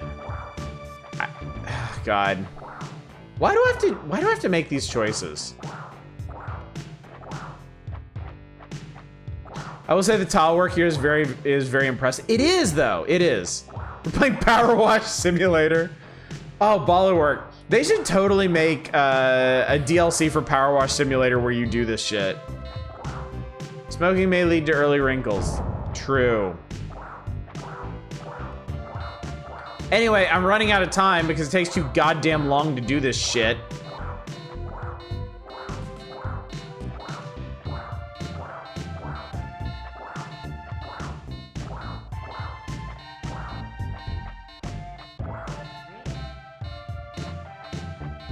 Danger.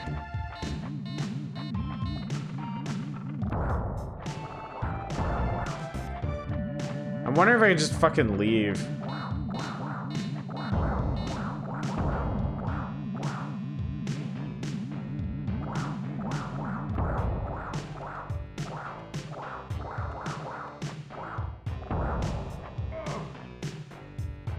Okay, well, Rex just vaporized. That was gross. Oh, you can't go back.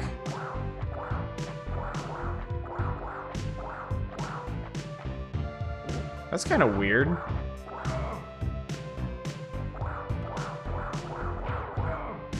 Some kind of fucked up looking enemies.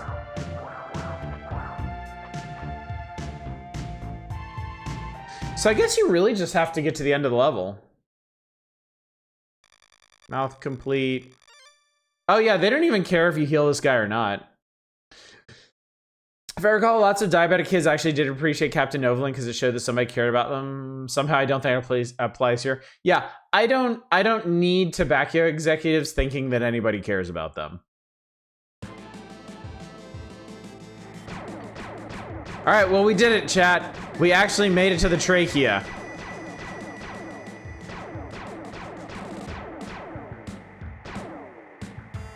Mouth complete.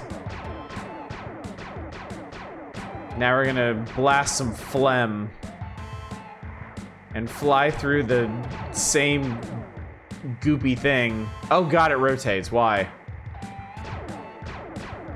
Like most American surgeons, Rex is doing a half-assed job.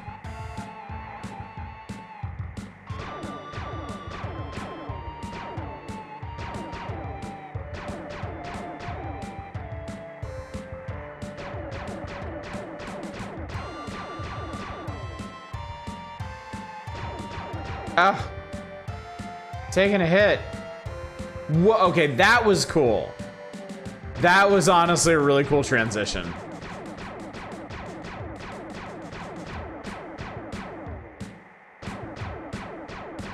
Choose your lung, left or right. Or heroically fly out of the ass in the end.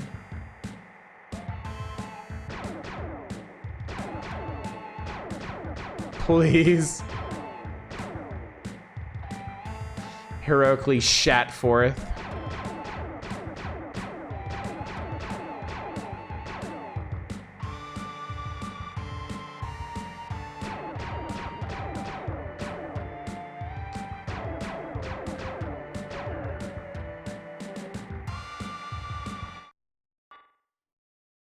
Trachea complete. Entering the lungs. Tar deposit, whatever, man.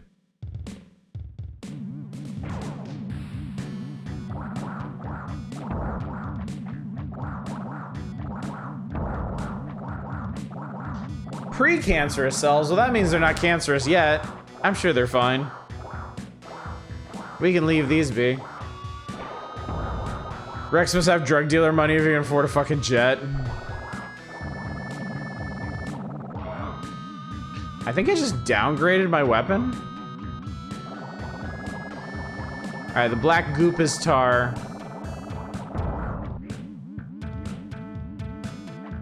Oh god. And that's a murder robot.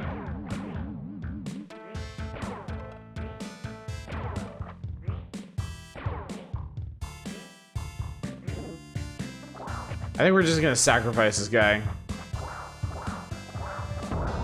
If your parents smoke, you have a greater risk of lung disease. That is true.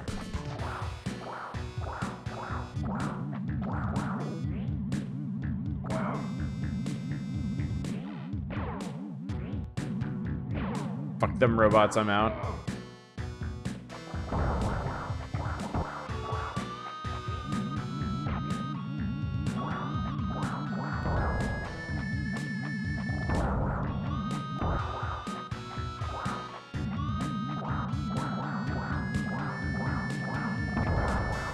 It's okay to smoke as long as you do not inhale.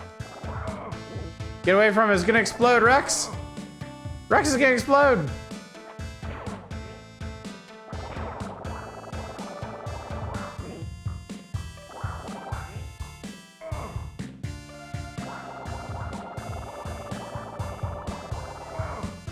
Okay, so this, like...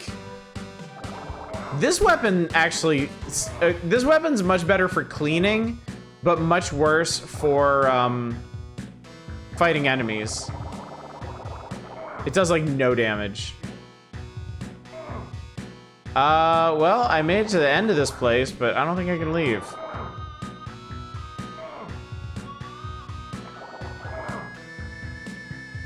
And he's vaporized.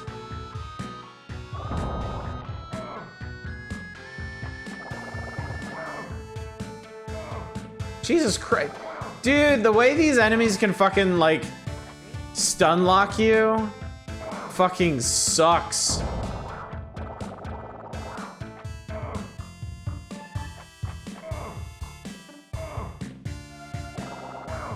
God, this game is trash.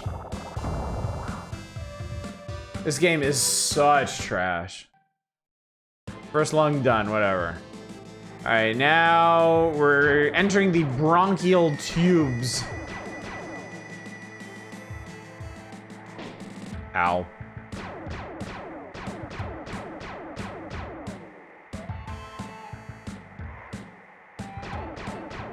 And I said you're in the lungs, but this looks like an ass to me. What does your ass look like? So we may actually get to the heart, as it turns out.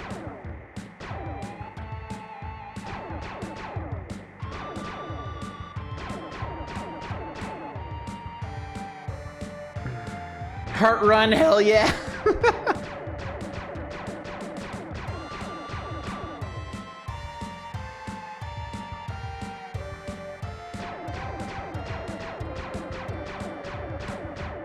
How much rotating phlegm feel to have? Oppressive, I'm sure.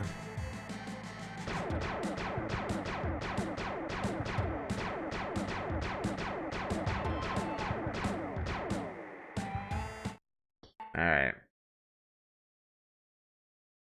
Enough with the bronchial tubes. You'll know when you get there really all black and shriveled. Entering the final lung area. Lungs 2. Lungs harder.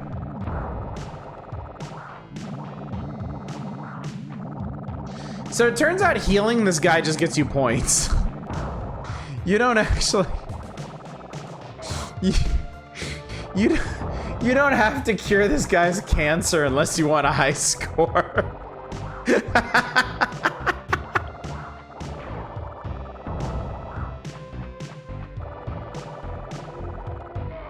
Chat, Rex Ronan's kind of fucked up. I'm not sure we're really taking the right lesson from this one.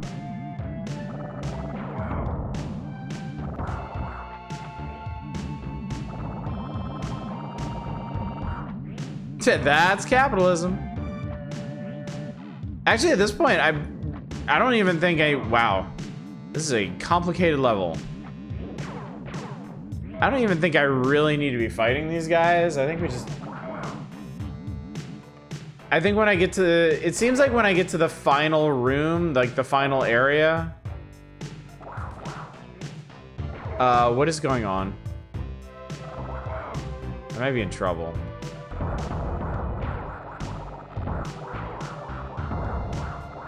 God, the hit detection in this game is complete ass.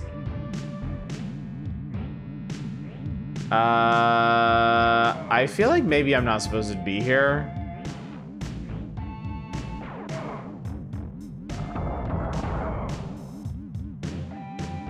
I might have gotten myself stuck.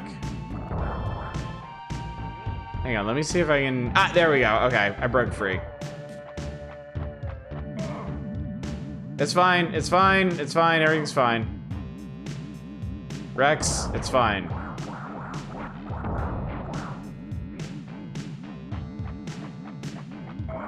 Keep on trucking, Rex.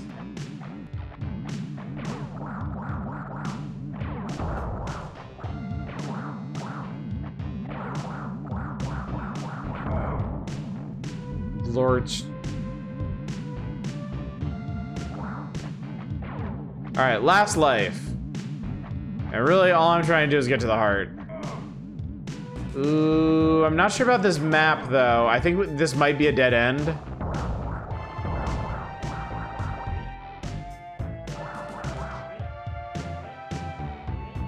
Oh yeah, it's a dead end, shit. Can I, like... fuck. Okay. We gotta go up and around now. I'm not excited about it, chat, but what can you do? Also, now that I'm seeing his, like, run animation more properly, it sucks.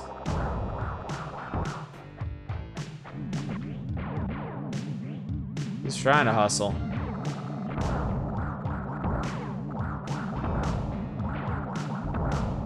Is your build good enough to take on the heart?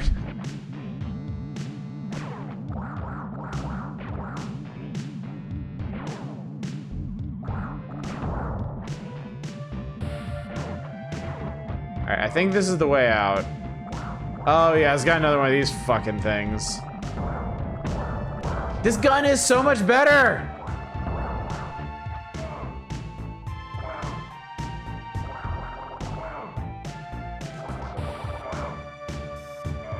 God, fuck off, man. Jesus Christ. God, that thing sucks ass. Alright, final lung area complete. Entering the arteries.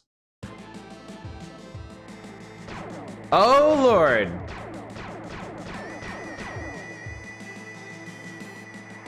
That was definitely cholesterol blockage.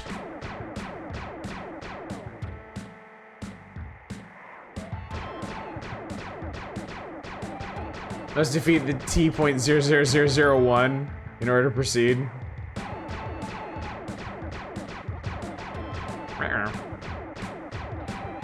It's cheese.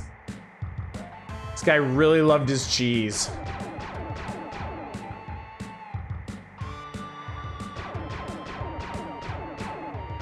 Also, not sure if we should be shooting his white blood cells. Seems like the kind of thing you might need. All right. We did it. This one's for you, Arcane. We've made it to the heart. Entering the heart. All right.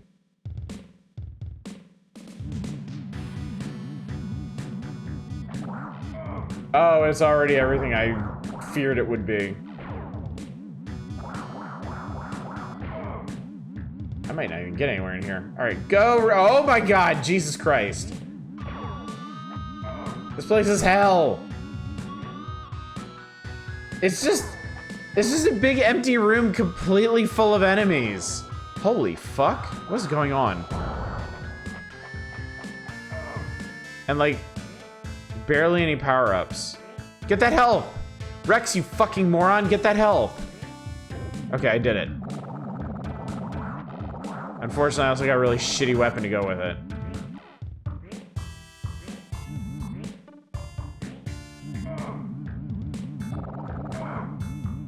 Like, I don't actually know what they want me to do here. Die, apparently. Yeah, can we continue from the heart? Yes, okay.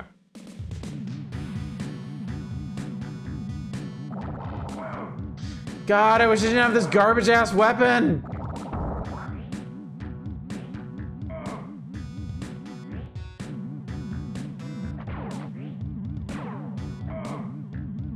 I love that when, like, if you fall too far with a jump, he just goes into his, like, idle standing animation and just stands there gormlessly. Snowing when pregnant increases your baby's risk of crib death.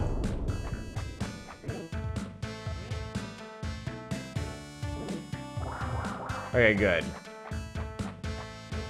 Okay, so now what? I guess we go up under here? Ah, yes, we've discovered plaque.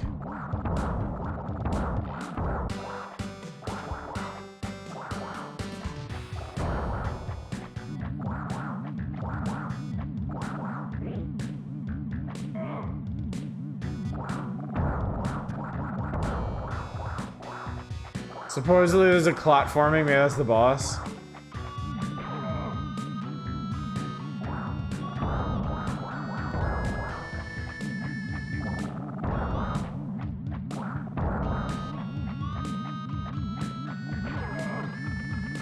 Most teenagers do not smoke or use tobacco, true. Now, is that actually true? Beats me. Blood clot. Artery blocked, heart attack. Alert.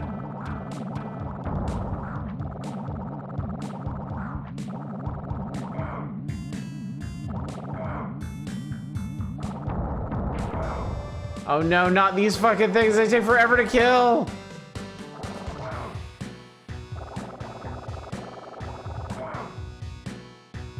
Jesus Christ, man. Oh my god, they're gonna start me back here? Can I at least have a power-up? No.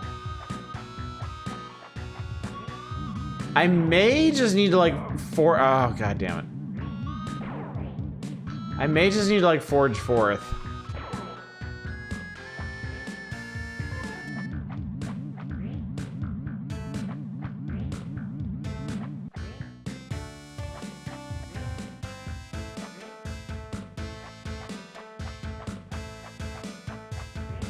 Also, I gotta say, I don't really think the music is conveying the gravity of the situation.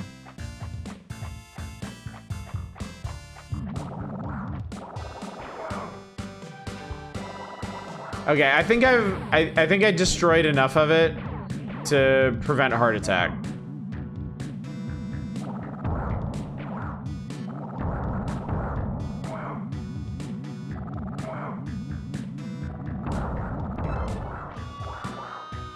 Oh, it grows back. Oh. Oh, this is like some fucking... This is like some Gradius shit.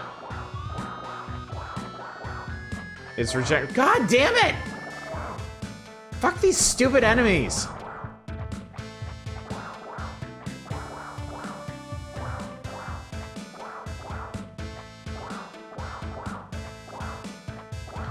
So wait, that means, oh my god, these ships regenerate too.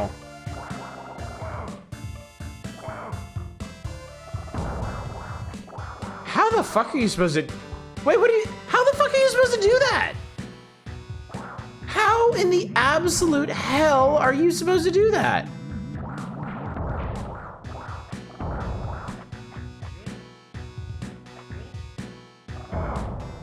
Like, the control in this game is so trash.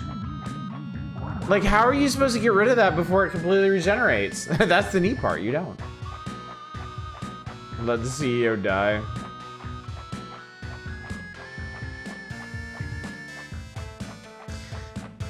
I need that nuclear trivia bomb.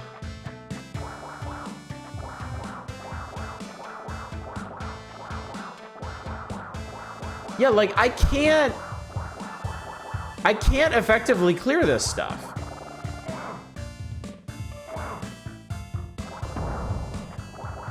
Like, I can't shoot in the directions that I need to shoot to get rid of this shit. It regenerates too fast. And then I gotta deal with this horse shit.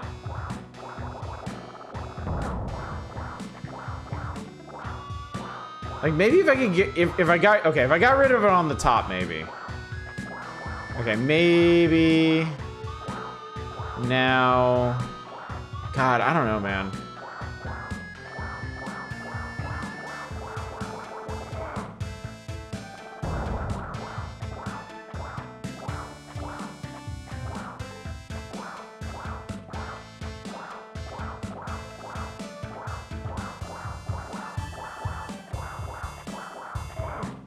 These fucking ships ruin everything.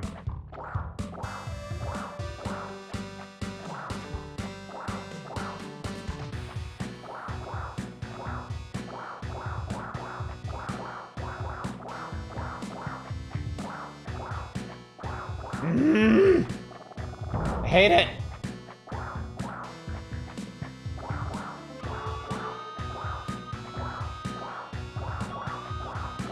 Like, I don't know what you're supposed to do, man. It is so hard to hit these things.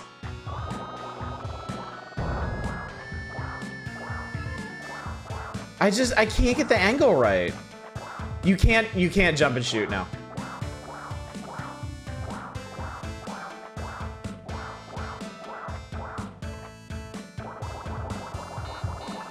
Okay, you know what? We're leaving.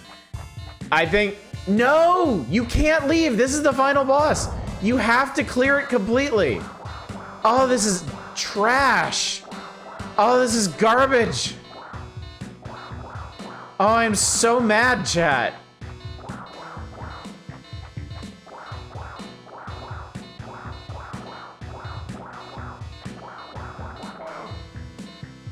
And now this guy's gonna stun lock me to death. Not.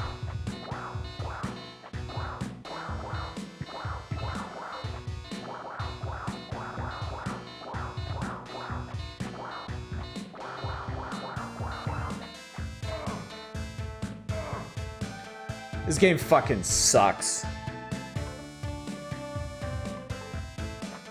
Tell us how you really feel. This game fucking sucks. This is one of the worst games I've ever played in my life.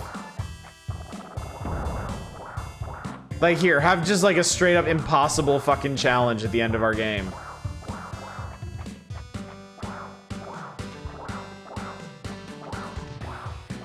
The guide says you got screwed because you picked up the upgrade. Amazing. Well, you know what? If I hadn't picked up the upgrade, I wouldn't be able to kill these things fast enough. So, cool, okay. That's pretty neat. Grab a power-up, render the game unwinnable. That's so cool. That's a really neat way to design your fucking video game.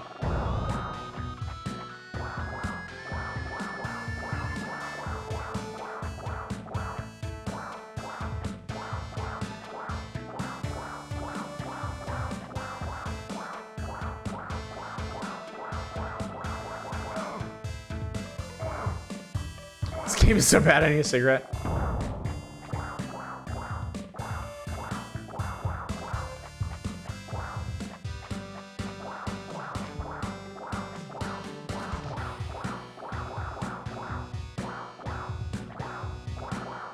This is the penultimate. Wait, this isn't even the end?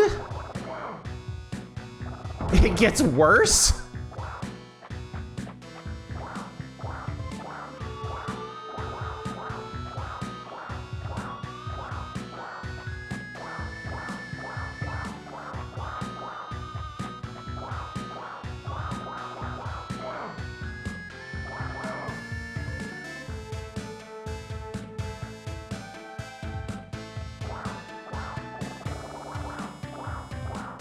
You have to fight his second heart, too. Oh, wait. Maybe...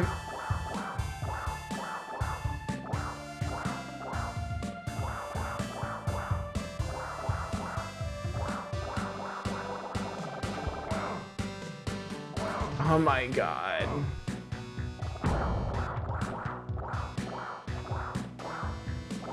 No, this is so awful.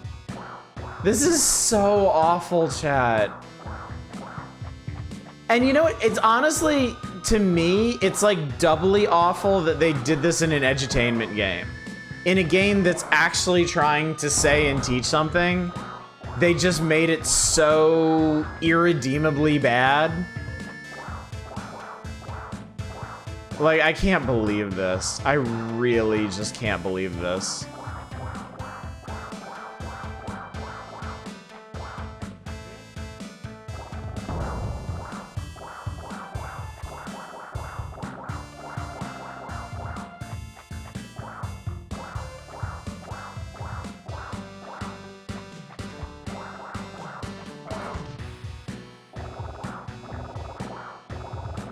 Do the opposite of what I say here.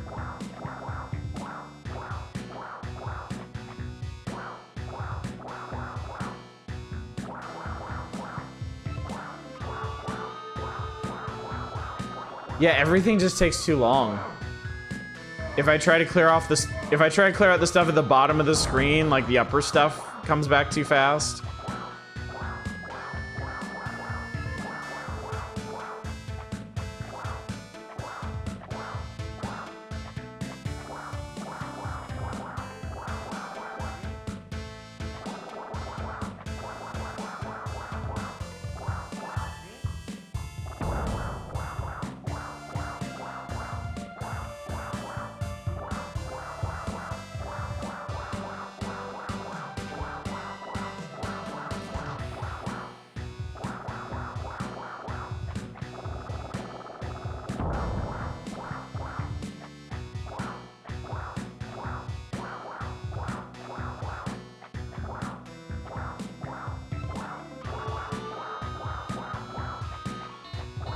fact that smart bombs don't affect plaque make them basically useless, yeah. Alright. Alright. We are never playing Rex Ronan again. Ever. Ever. Ever. Never, ever, ever again. I've spent more time on Rex Ronan than I should have in my entire life. And I am poorer for it. We all are. Truly one of the most reprehensible games I've ever played. I like it. Ever. Have even mummified build on Rex Ronan. If you request Rex Ronan, we play Pugsley. If somebody requests Rex Ronan, I'm going to ignore any requests they make for the rest of the evening. I am straight going to punish people for requesting Rex Ronan from now on. Now to the dead end, you see one giant mass, the final addiction. Alright. Firestriker, DTMC. In ages past, the Archmage Wild pitted the 4 races against each other in a competition to control the fiery Triolite.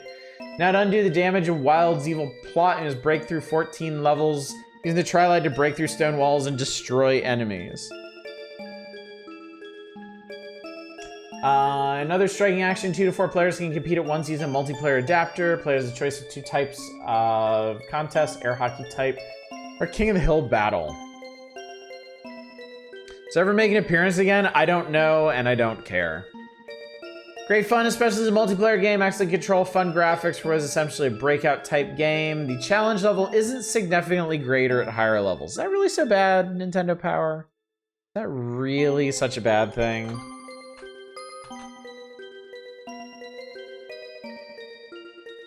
Well, I feel like I got to something in this that, like, didn't work, and I had to stop. This is from Dragon Knight 4.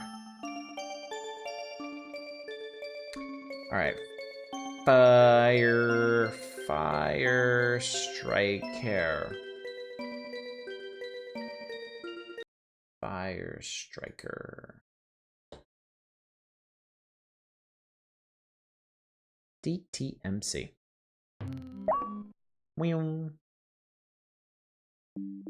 The boss was the last. King of the Wind, I summoned you, brave Slater.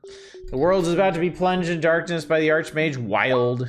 Ordinary weapons are of no use against Wild's 4 monsters. I have no choice but to use the Triolite. And you, brave Slater, only you can wield the Triolite. The world's fate rests with you. Good luck. You must stop Archmage Wild. Do-do-do-do. May choose a striker, press A to... May not choose a striker. You don't get to choose a striker. Fuck you. Oh, right, okay. I remember this. It's basically Fantasy Breakout, where you control a character and the goalie all at once.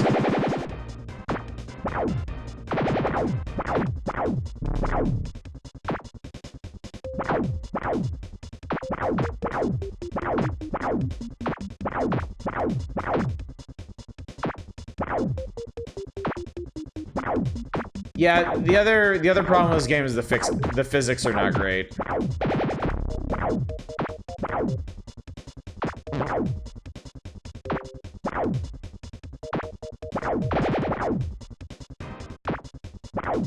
feel like we watched you play this one a bit recently. Yeah, it got a regular it got a feature in the magazine, so we played it when it showed up there. And now it's back and now playing, so.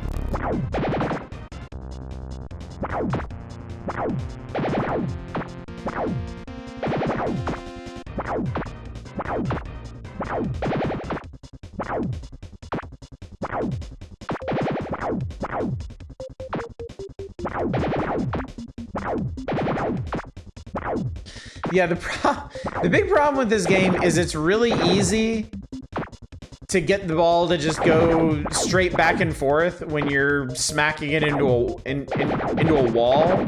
But when you need to break through actual blocks, it's a giant pain in the ass.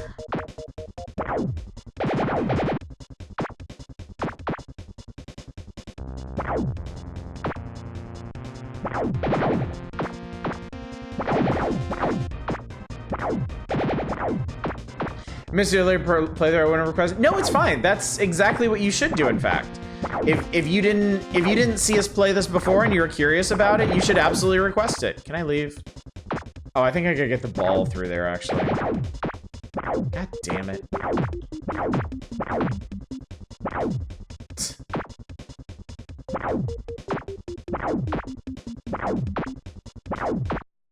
Oh, Jesus.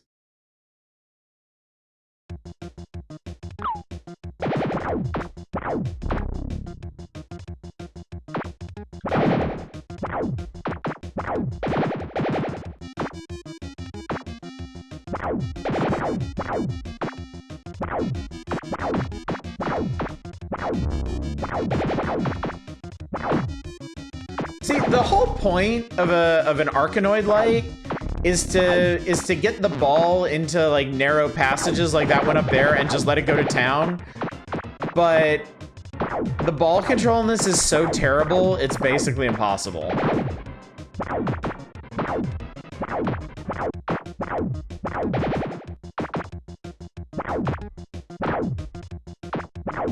Oh, there we go.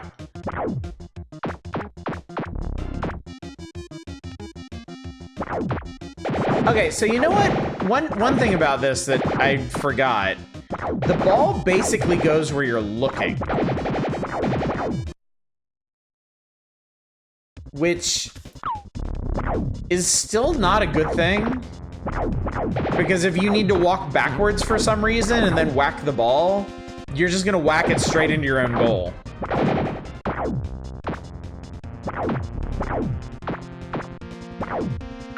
Table tilted. The ball does like going down, doesn't it?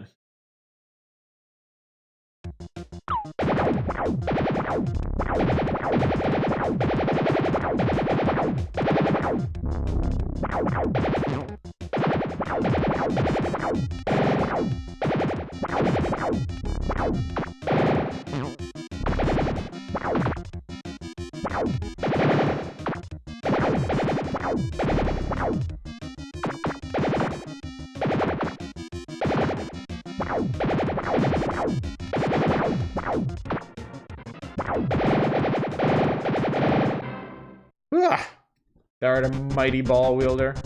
I did it! I beat tree level.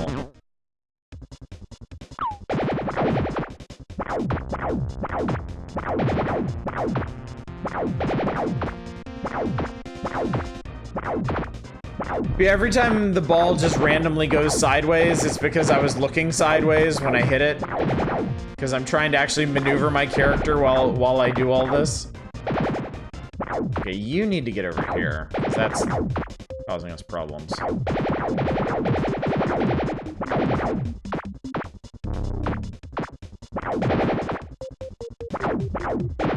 Yeah, it would make so much sense since you do a full 360 arc with your sword, it would make so much more sense for the ball to just respond to that, but it doesn't.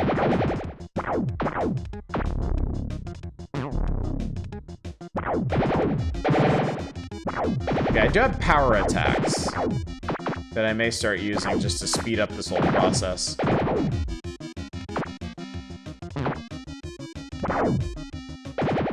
God damn it, I keep missing him, too.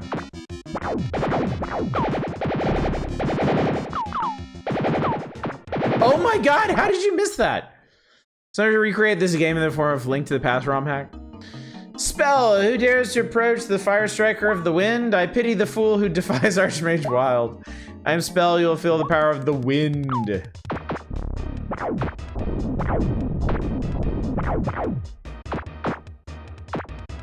Okay, I remember we definitely fought this guy before.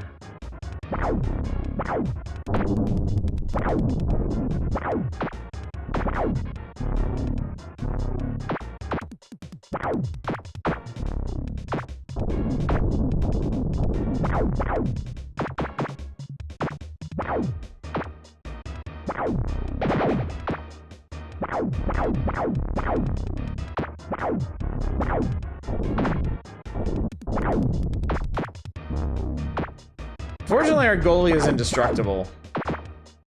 This is Byakko. I can't remember if the bosses in this game are based on the 4 legendary beasts. They might be. Oh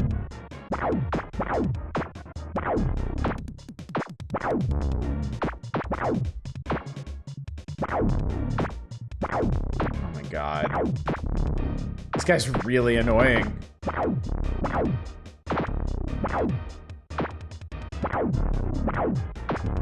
Was this shit why we stopped playing?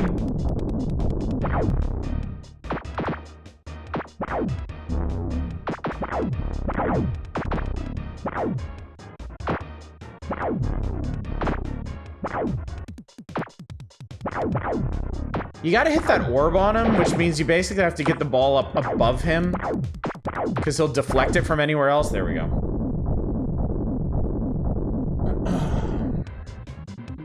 Spell monster of the wind is defeated. The seal of the wind is removed. The life box appears.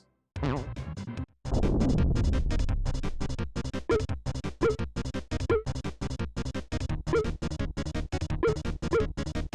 can go to a town? What the shit is that?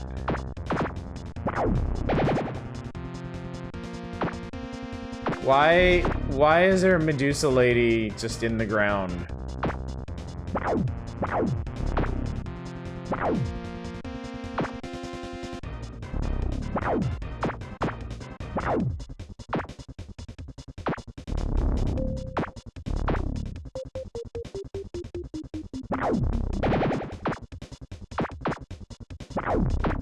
This is all highly confounding. Okay. Yeah, we're back to that weird breakout RPG. Okay, so in this one, what?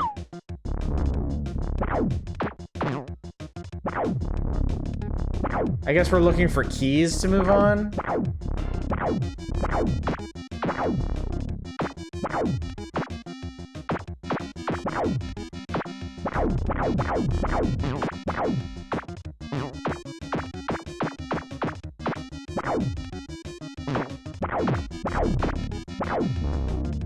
There we go.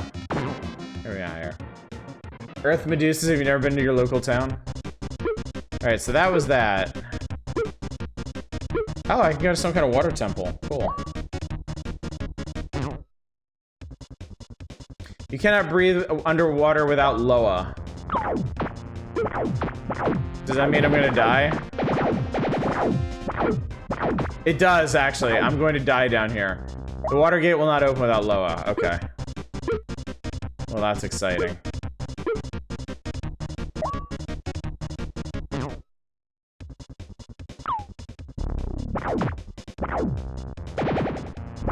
Oh, weird. The ball can pass through those, but I can't. Okay, I've had enough of this. I've had enough of this. It's such a neat idea and a pretty solid presentation, too, but it is just so irritating to play. It is just not that good. Alright. So that's that. What else we got? Saturday Night Slam Masters from Capcom.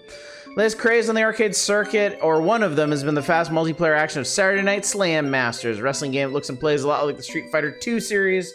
Only differences in Slam Masters, you have master quickness rather than lots of specialized moves. Wrestling Ring also provides a unique setting and offers wrestlers a chance to throw opponents over the ropes and grab objects from the crowd in some modes. I miss anything cool? Monster Max was actually really solid. Oh no, you were there for that. After that, no. No, not really. Good play control, graphics, animation, plus fun characters, easy to play right off the bat. Multiplayer modes turn into a real brawl. Minus side, not as much challenge as comparative fighting games. Especially in the one-player mode, you increase the degree of difficulty. You can't leave the ring in the 4-player game. No. Yeah, Max was absolutely the highlight. Everything else has been shades of not great. Oh my, okay. I do not have the prototype, no. Nope. Asp Air Patrol from Seta. Asp is totally Desert Strike, but not Desert Strike. What is your head hiding?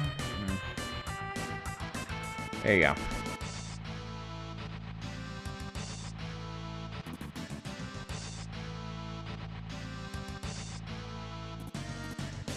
All right, I'm gonna kind of zoom through these a little bit because most of these we've seen before. If you want to see any of them, go ahead and request them. But as for the reading thereof, all right. So Asp, Airstrike, Patrol, totally Desert Strike. A wide range of missions. The entire war can vary depending upon your actions, realism, mission elements, graphics, and sound. I don't know about that. Battery save memory, but menu screens are very confusing. Default controls are awkward. You can customize them. Automatic targeting can be difficult to control. Yeah. As was a neat idea, but just not that much fun to actually play. Super Godzilla from Toho. We've actually played this before. A really weird, like, strategy thing. You're Godzilla, the mutant Japanese super monster is born due to radioactive contamination. In this game, you're no longer the villain. The heroic friend of humanity must stomp even more hideous mutant creatures than yourself. Fortunately, the word doesn't seem to have gotten out to local troops who try to waylay you with tank divisions throughout the city. First part of each mission is simple business of walking about the city in search of the boss while the army blasts at you. If you're working your way through the maze of streets, eventually encounter Godzilla's rival and do battle. If you were smart, you would have picked up energy and other items along the way to help in the fight. Graphics and sounds are close to those in a real Godzilla movie. However, awkward controls and predictable enemy attacks, you can't ruin buildings. Directional control system doesn't always work with one push of the button, with the result being you take extra damage crashing into buildings. Yeah, I remember this one being real frustrating to play on a couple levels. All right, Eek the Cat. I have the dimmest memories of the Eek the Cat cartoon. I barely remember anything about it. Eek the Cat is not your typical tabby. For one thing, his friends include people with terrific momentum and total myopia. In other words, they never stop in spite of obvious or lurking dangers. It's up to you and Eek to race ahead. Oh no, it's an escort game. God. Why did people make these? They always suck. They are always terrible. Race ahead, scope out the escape, and make sure that your stupid human friend doesn't wind up decorating the hood of a bus or the tusk of an elephant. How you accomplish this is by redirecting your zombie friend or throwing her up in the air to another level. Oh. Strategic navigation through a maze of perils. Unusual, interesting graphics and music, compelling type of game. Poor play control makes this game frustrating. Price of rental, it's worth it play. Wow, even Nintendo Power is like, yeah, don't buy this shit. Don't put money down for this shit. Rent it if anything.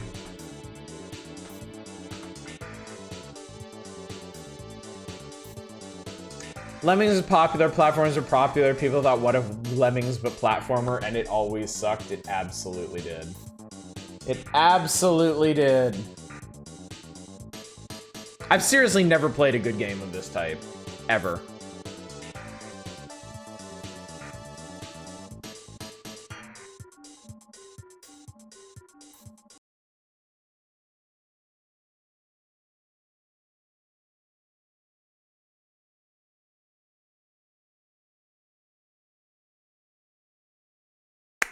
That is the fanciest logo screen I think I've ever seen.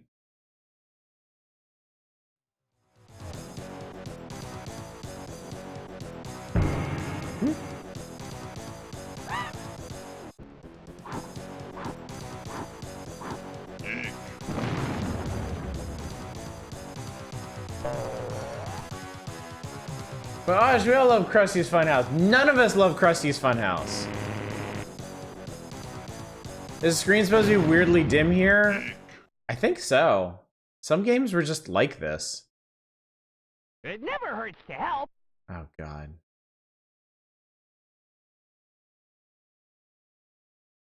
Yeah, I am pressing start.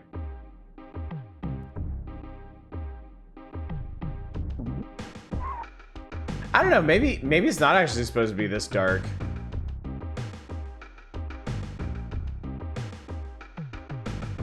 Yeah. I don't know, that might be an emulation error.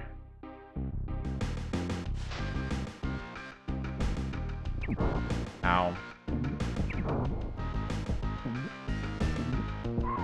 What the fucking shit am I supposed to do about that?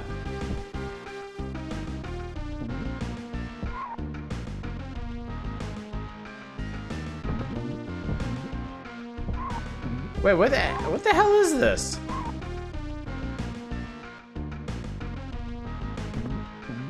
Okay, so I can... Oh my god, the controls in this are so bad. It's... Oh my god. No! What the fuck? Why is everything terrible tonight? Jesus God.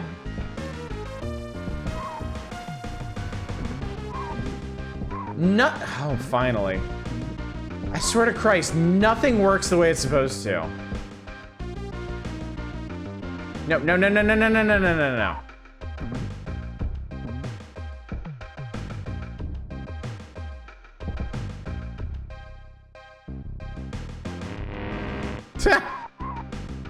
Fine, whatever, I'll take it. Oh my god, no, no, no.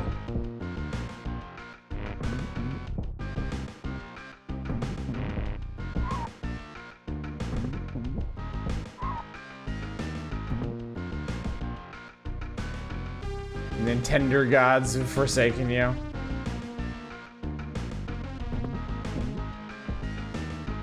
Holy shit, I beat a level. Kumbaya! Kumbaya? Was that like his catchphrase or something? Kumbaya? Expect video games to be good, you fool. Go on, lady.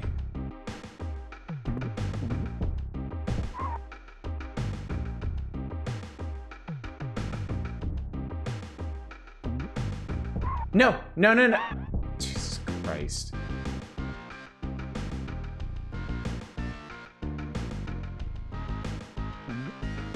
Oh, there's no air. There is no air control. Once you're in the air, you just fucking go.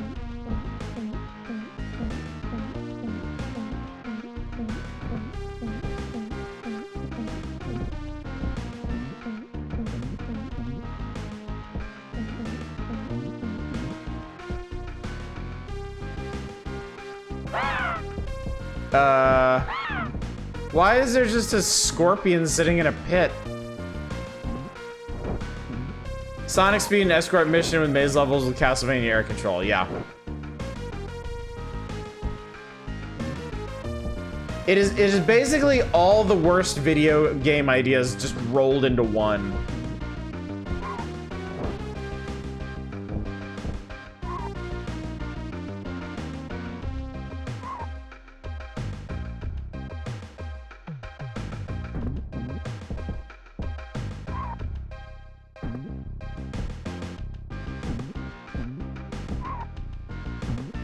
Boot?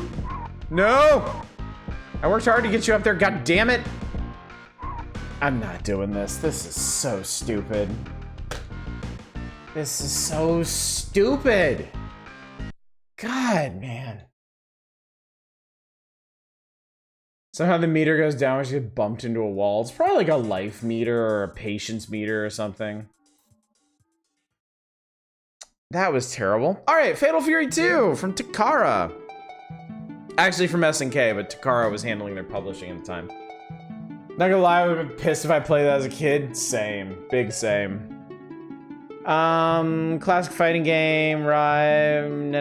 Third dimension fighting, cool new characters and moves. Die-hard fight fans will eat it up.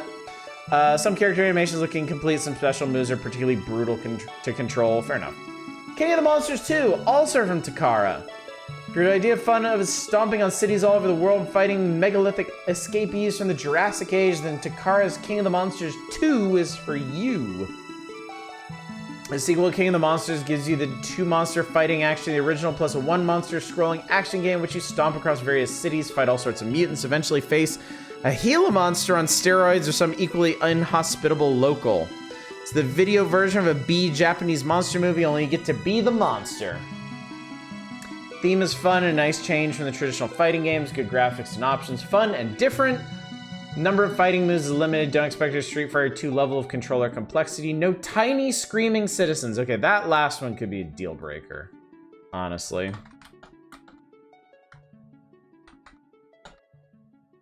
But let's have a look-see.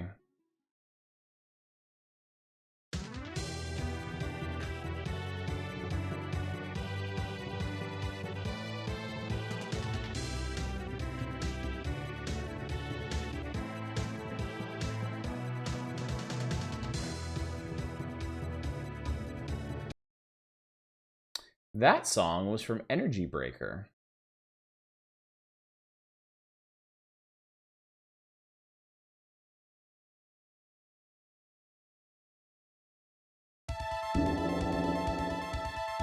$1999. 3 years later, only 3 monsters survived.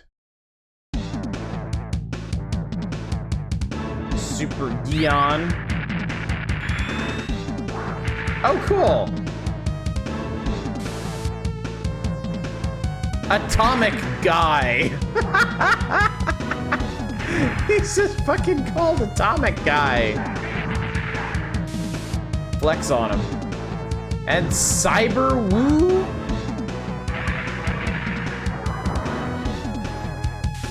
He's a big robot monkey. Everyone believed they would rule the earth, but... Uh-oh. But King of the Monsters 2. Alright, do it. One player versus computer, please. Well, I'm clearly gonna be Atomic Guy. Battle 1, American City. Isn't that in Canada? Versus Huge Frogger.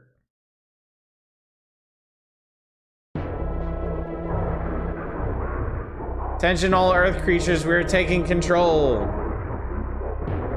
All Earth creatures will be under our command. Oh, Jesus Lord Almighty.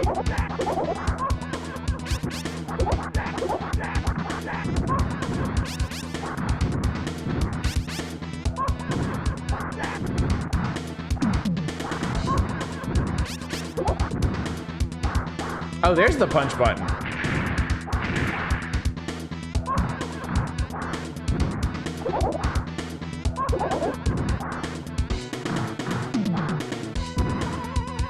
Hurry up. Hurry up what?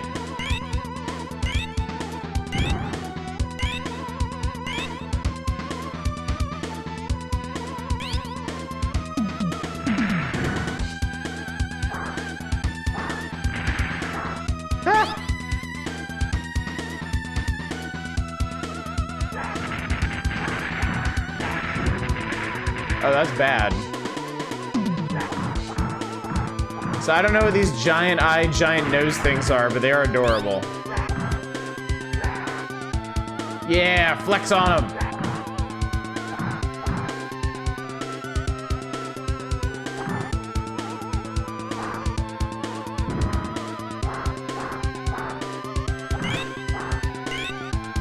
Hurry up.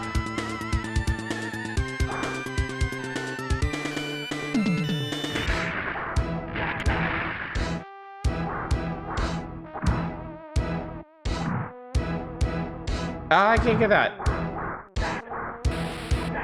These are some really cool enemy designs.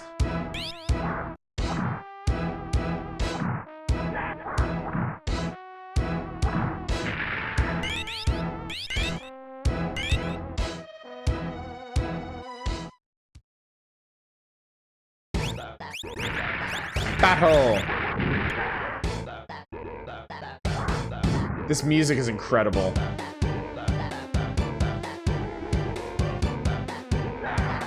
Ah, it suplexed his ass.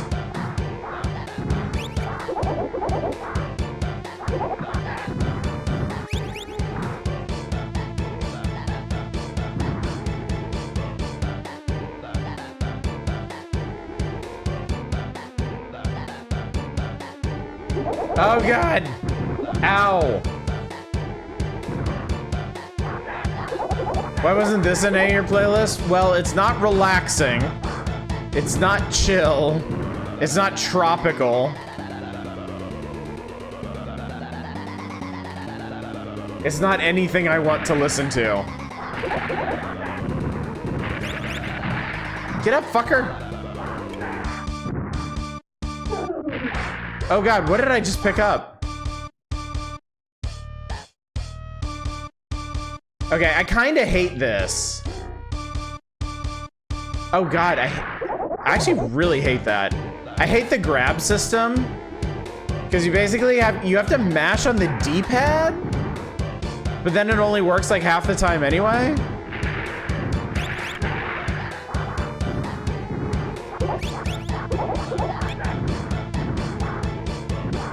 Oh, I turned green somehow. I think I'm extra powerful now. Oh, now I'm purple though. I don't know what the fuck is going on, man. Oh, purple reverses your controls. That sucks.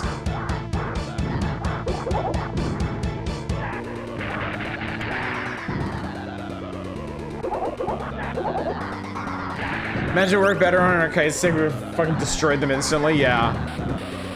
Oh my god, that did like 1,000,000 damage. Oh my god. No, why? Why? Man, fuck off. Oh lord, you explode into bones. That's pretty... Dude, I don't like this. Okay, well thank god for that. Alright, he's dead.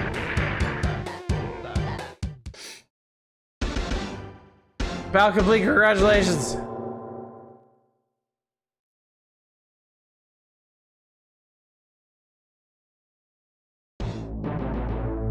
Battle 2, French City. Is it gonna be in France? Yeah, okay. They got that right. Eiffelight? Apparently, according to the guide, it's optional to turn off items in the game. Options to the bosses don't start at max strength automatically. Huh, weird. What fools to oppose Famerty? Who the fuck is Famerty?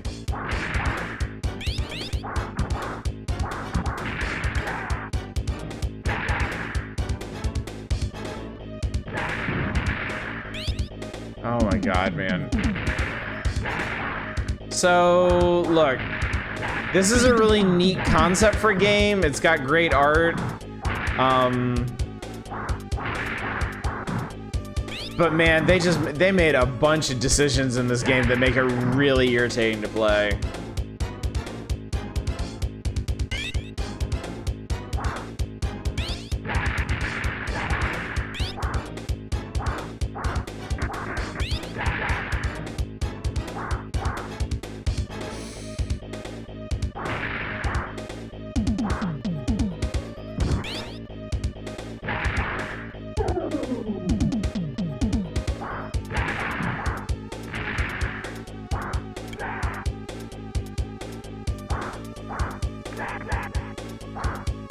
Dab, dab, dab, dab.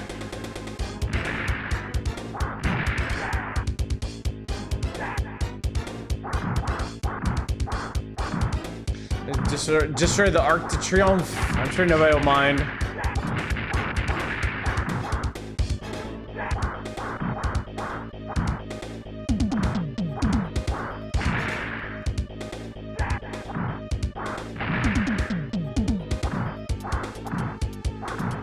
Oh my god, how long do you have to do this for?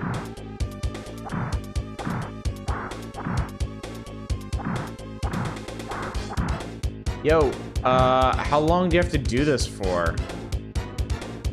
Oh my god.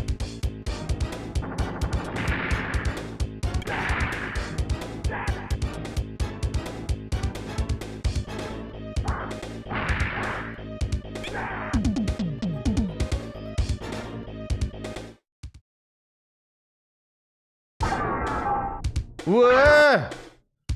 Okay, look, I'm sorry, I can't do this anymore. I hate this grab mashing shit.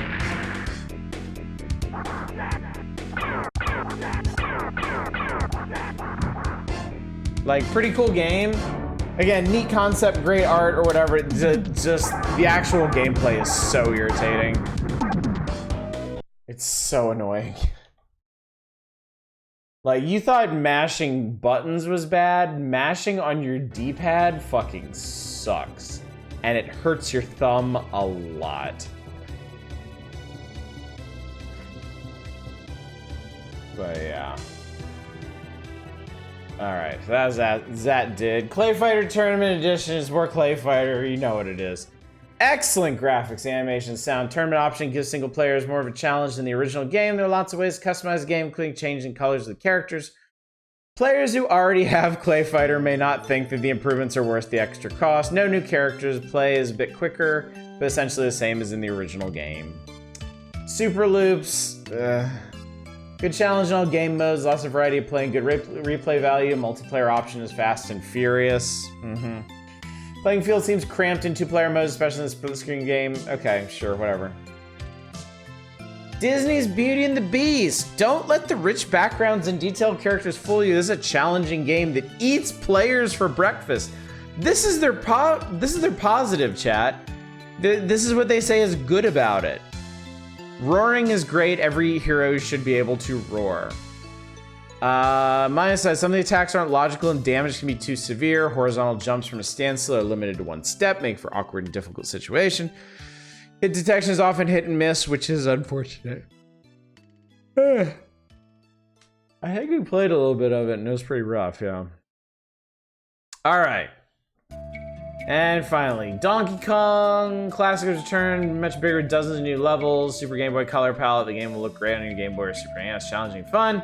Play control style after the arcade games, not Super Mario Brothers, so it can be confusing at spurts. There is a Jeopardy Sports Edition on the Game Boy. Color me surprised they could actually get the entire Jeopardy board onto a Game Boy screen. Scoliosis was mentioned as a positive.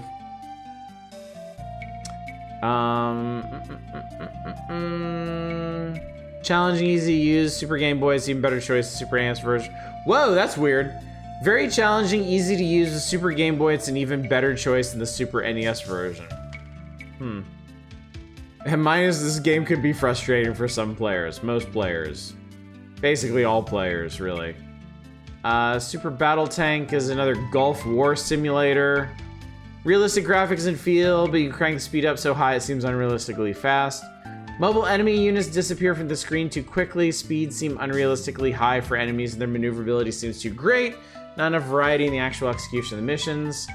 There's some wrestling. Good graphics, cool wrestlers. Game link option makes for the most fun. Poor sound and low challenge. And Monster Max. Very challenging game, fun theme. The graphics in place are too dense, making it difficult to judge Max's movements. And that, chat, is that. So, notable this month, there was no NES games whatsoever. I can't remember if we've ever had an issue like that. But yeah, Asp, Clay Fighter, Beauty and the Beast, Eat Cat, Eye of the Beholder, Fatal Fury 2, Firestrikers, King of the Monsters 2, Rex Ronan, Saturday Night Slam Master, Sox Cat, Super Godzilla, Super Loops, Twisted Tales, Spike McFang. So out of these,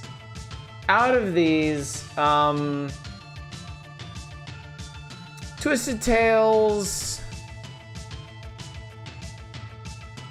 Fatal Fury. Man, there really wasn't much good on the Super Nintendo this time. There really, really wasn't. Game Boy, though, Donkey Kong, Monster Max, those were both good. Pretty sure in a few issues, the entire format is getting rebooted. They always switch things up for January. They change things for the calendar month. So we got another 6 months of this format to go. But yeah. Alright, anyway, chat. Let's see what's coming up on the horizon and then let's call it an evening, shall we? What do we got? We got Mighty Morphin Power Rangers. Side-scrolling beat 'em up, platformer beat 'em up, something in that. Boy, a lot of these games are very similar. Fighter's history. Oh, this is interesting. After a court battle that saw Capcom lose its bid to keep Fighter's history out of the market, Data East is moving ahead with its fighting tournament game for the Super NES. The lawsuit from Capcom claimed that Fighter's history was substantially a ripoff of their Street Fighter II games. The judge did not agree. Your PAC judge noted that Fighter's history has many differences from Street Fighter II, as most of the other fighting tournament games. Don't expect any radical differences. The character's background and the animations look different from Street Fighter II, but the gameplay used the now standard control sequences that Capcom pioneered. Why? Of all the fighting games come out, why would Capcom go in against Data East's? Well, maybe we'll find out when we actually play it. Addams Family Values, if I remember correctly, yeah, they mention it's like a Zelda game.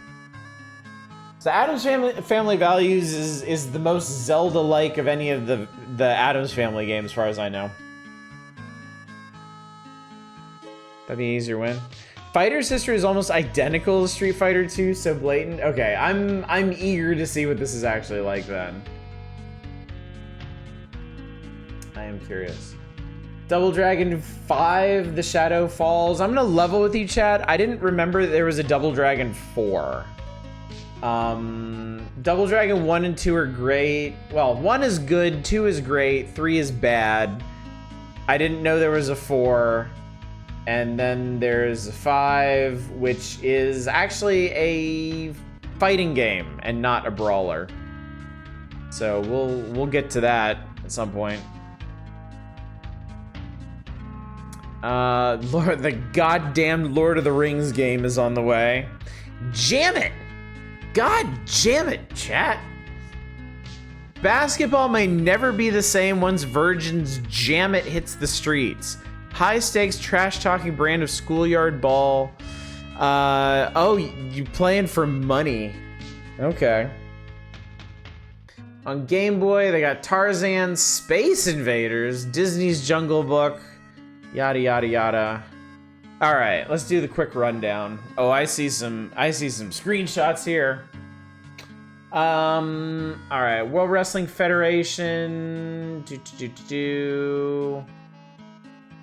Mortal Kombat 2, they're already talking about. Electronic Arts and Broderbund have joined forces in a move that combines two of the oldest, most prolific software developers. Broderbund brings a wealth of talent in the education edutainment field, and we all know that worked out great for Electronic Arts. Wild Snake, Cyber Slider, Radical Rex, Tarzan, Speed Racer, Sonic Blastman 2, RoboCop vs. Terminator, Troy Aikman Football, Kyle Petty NASCAR. Ending years of legal disputes, Nintendo and Atari reached a settlement this spring that will allow for Tengen to once again become a licensee for Nintendo game systems. Before the lawsuits, Tengen produced games like Gauntlet and RBI Baseball for the NES. I never realized that Nintendo Power mentioned that whole rigmarole, even it was just a tiny little paragraph buried in one of their Pack Watch updates.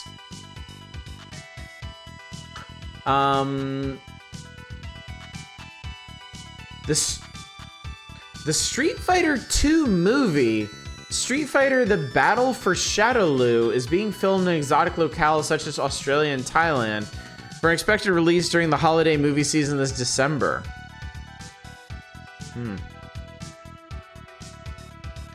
Beavis and Butthead, yeah. Okay. Bet Atari will take this opportunity to rise to new heights. So yeah. All right, chat. That's it.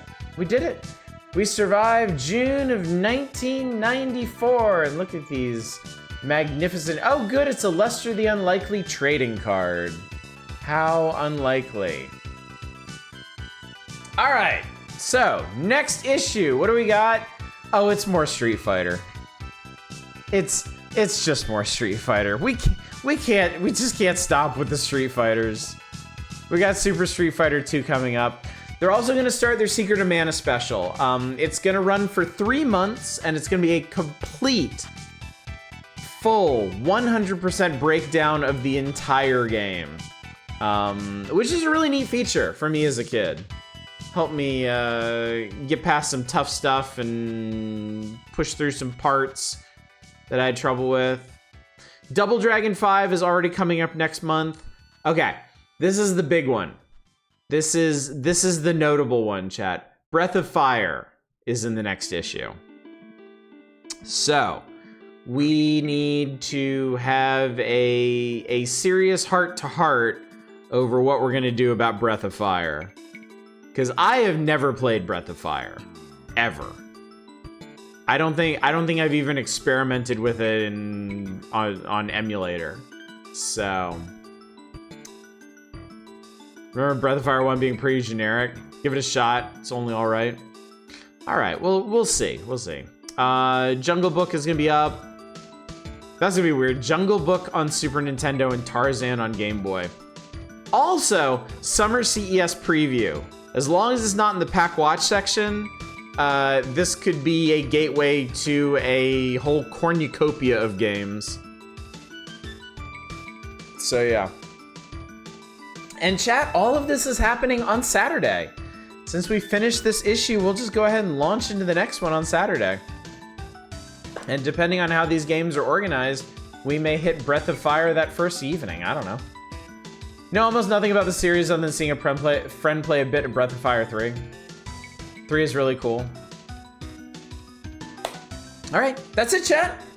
That's it. That's Nintendo Power for night. So, tomorrow night, join us for some really questionable Curator Connect games off of Steam. We're gonna play a whole bunch of shit you have never heard of.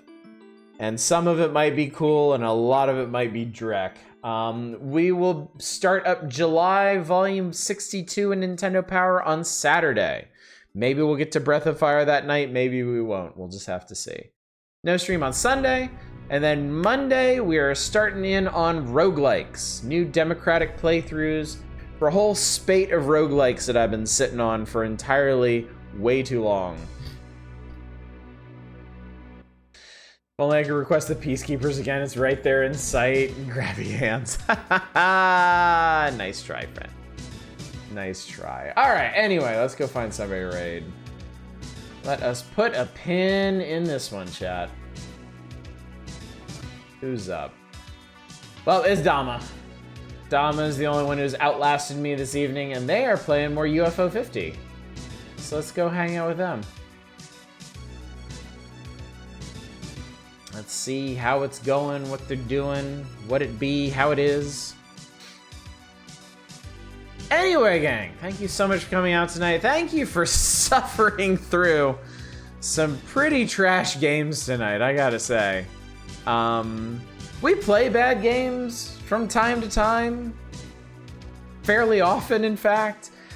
But tonight's games were particularly irritating, and that's unfortunate. But at least we had Monster Max. At least we can all come together and agree that Monster Max was pretty decent. And I got to play some more Donkey Kong. That was nice. So I guess it kind of all evens out when you look at it in the end. But anyway, hopefully I will see you out tomorrow night for some even more questionable games. But until then, as always, y'all take care. Bye, everybody.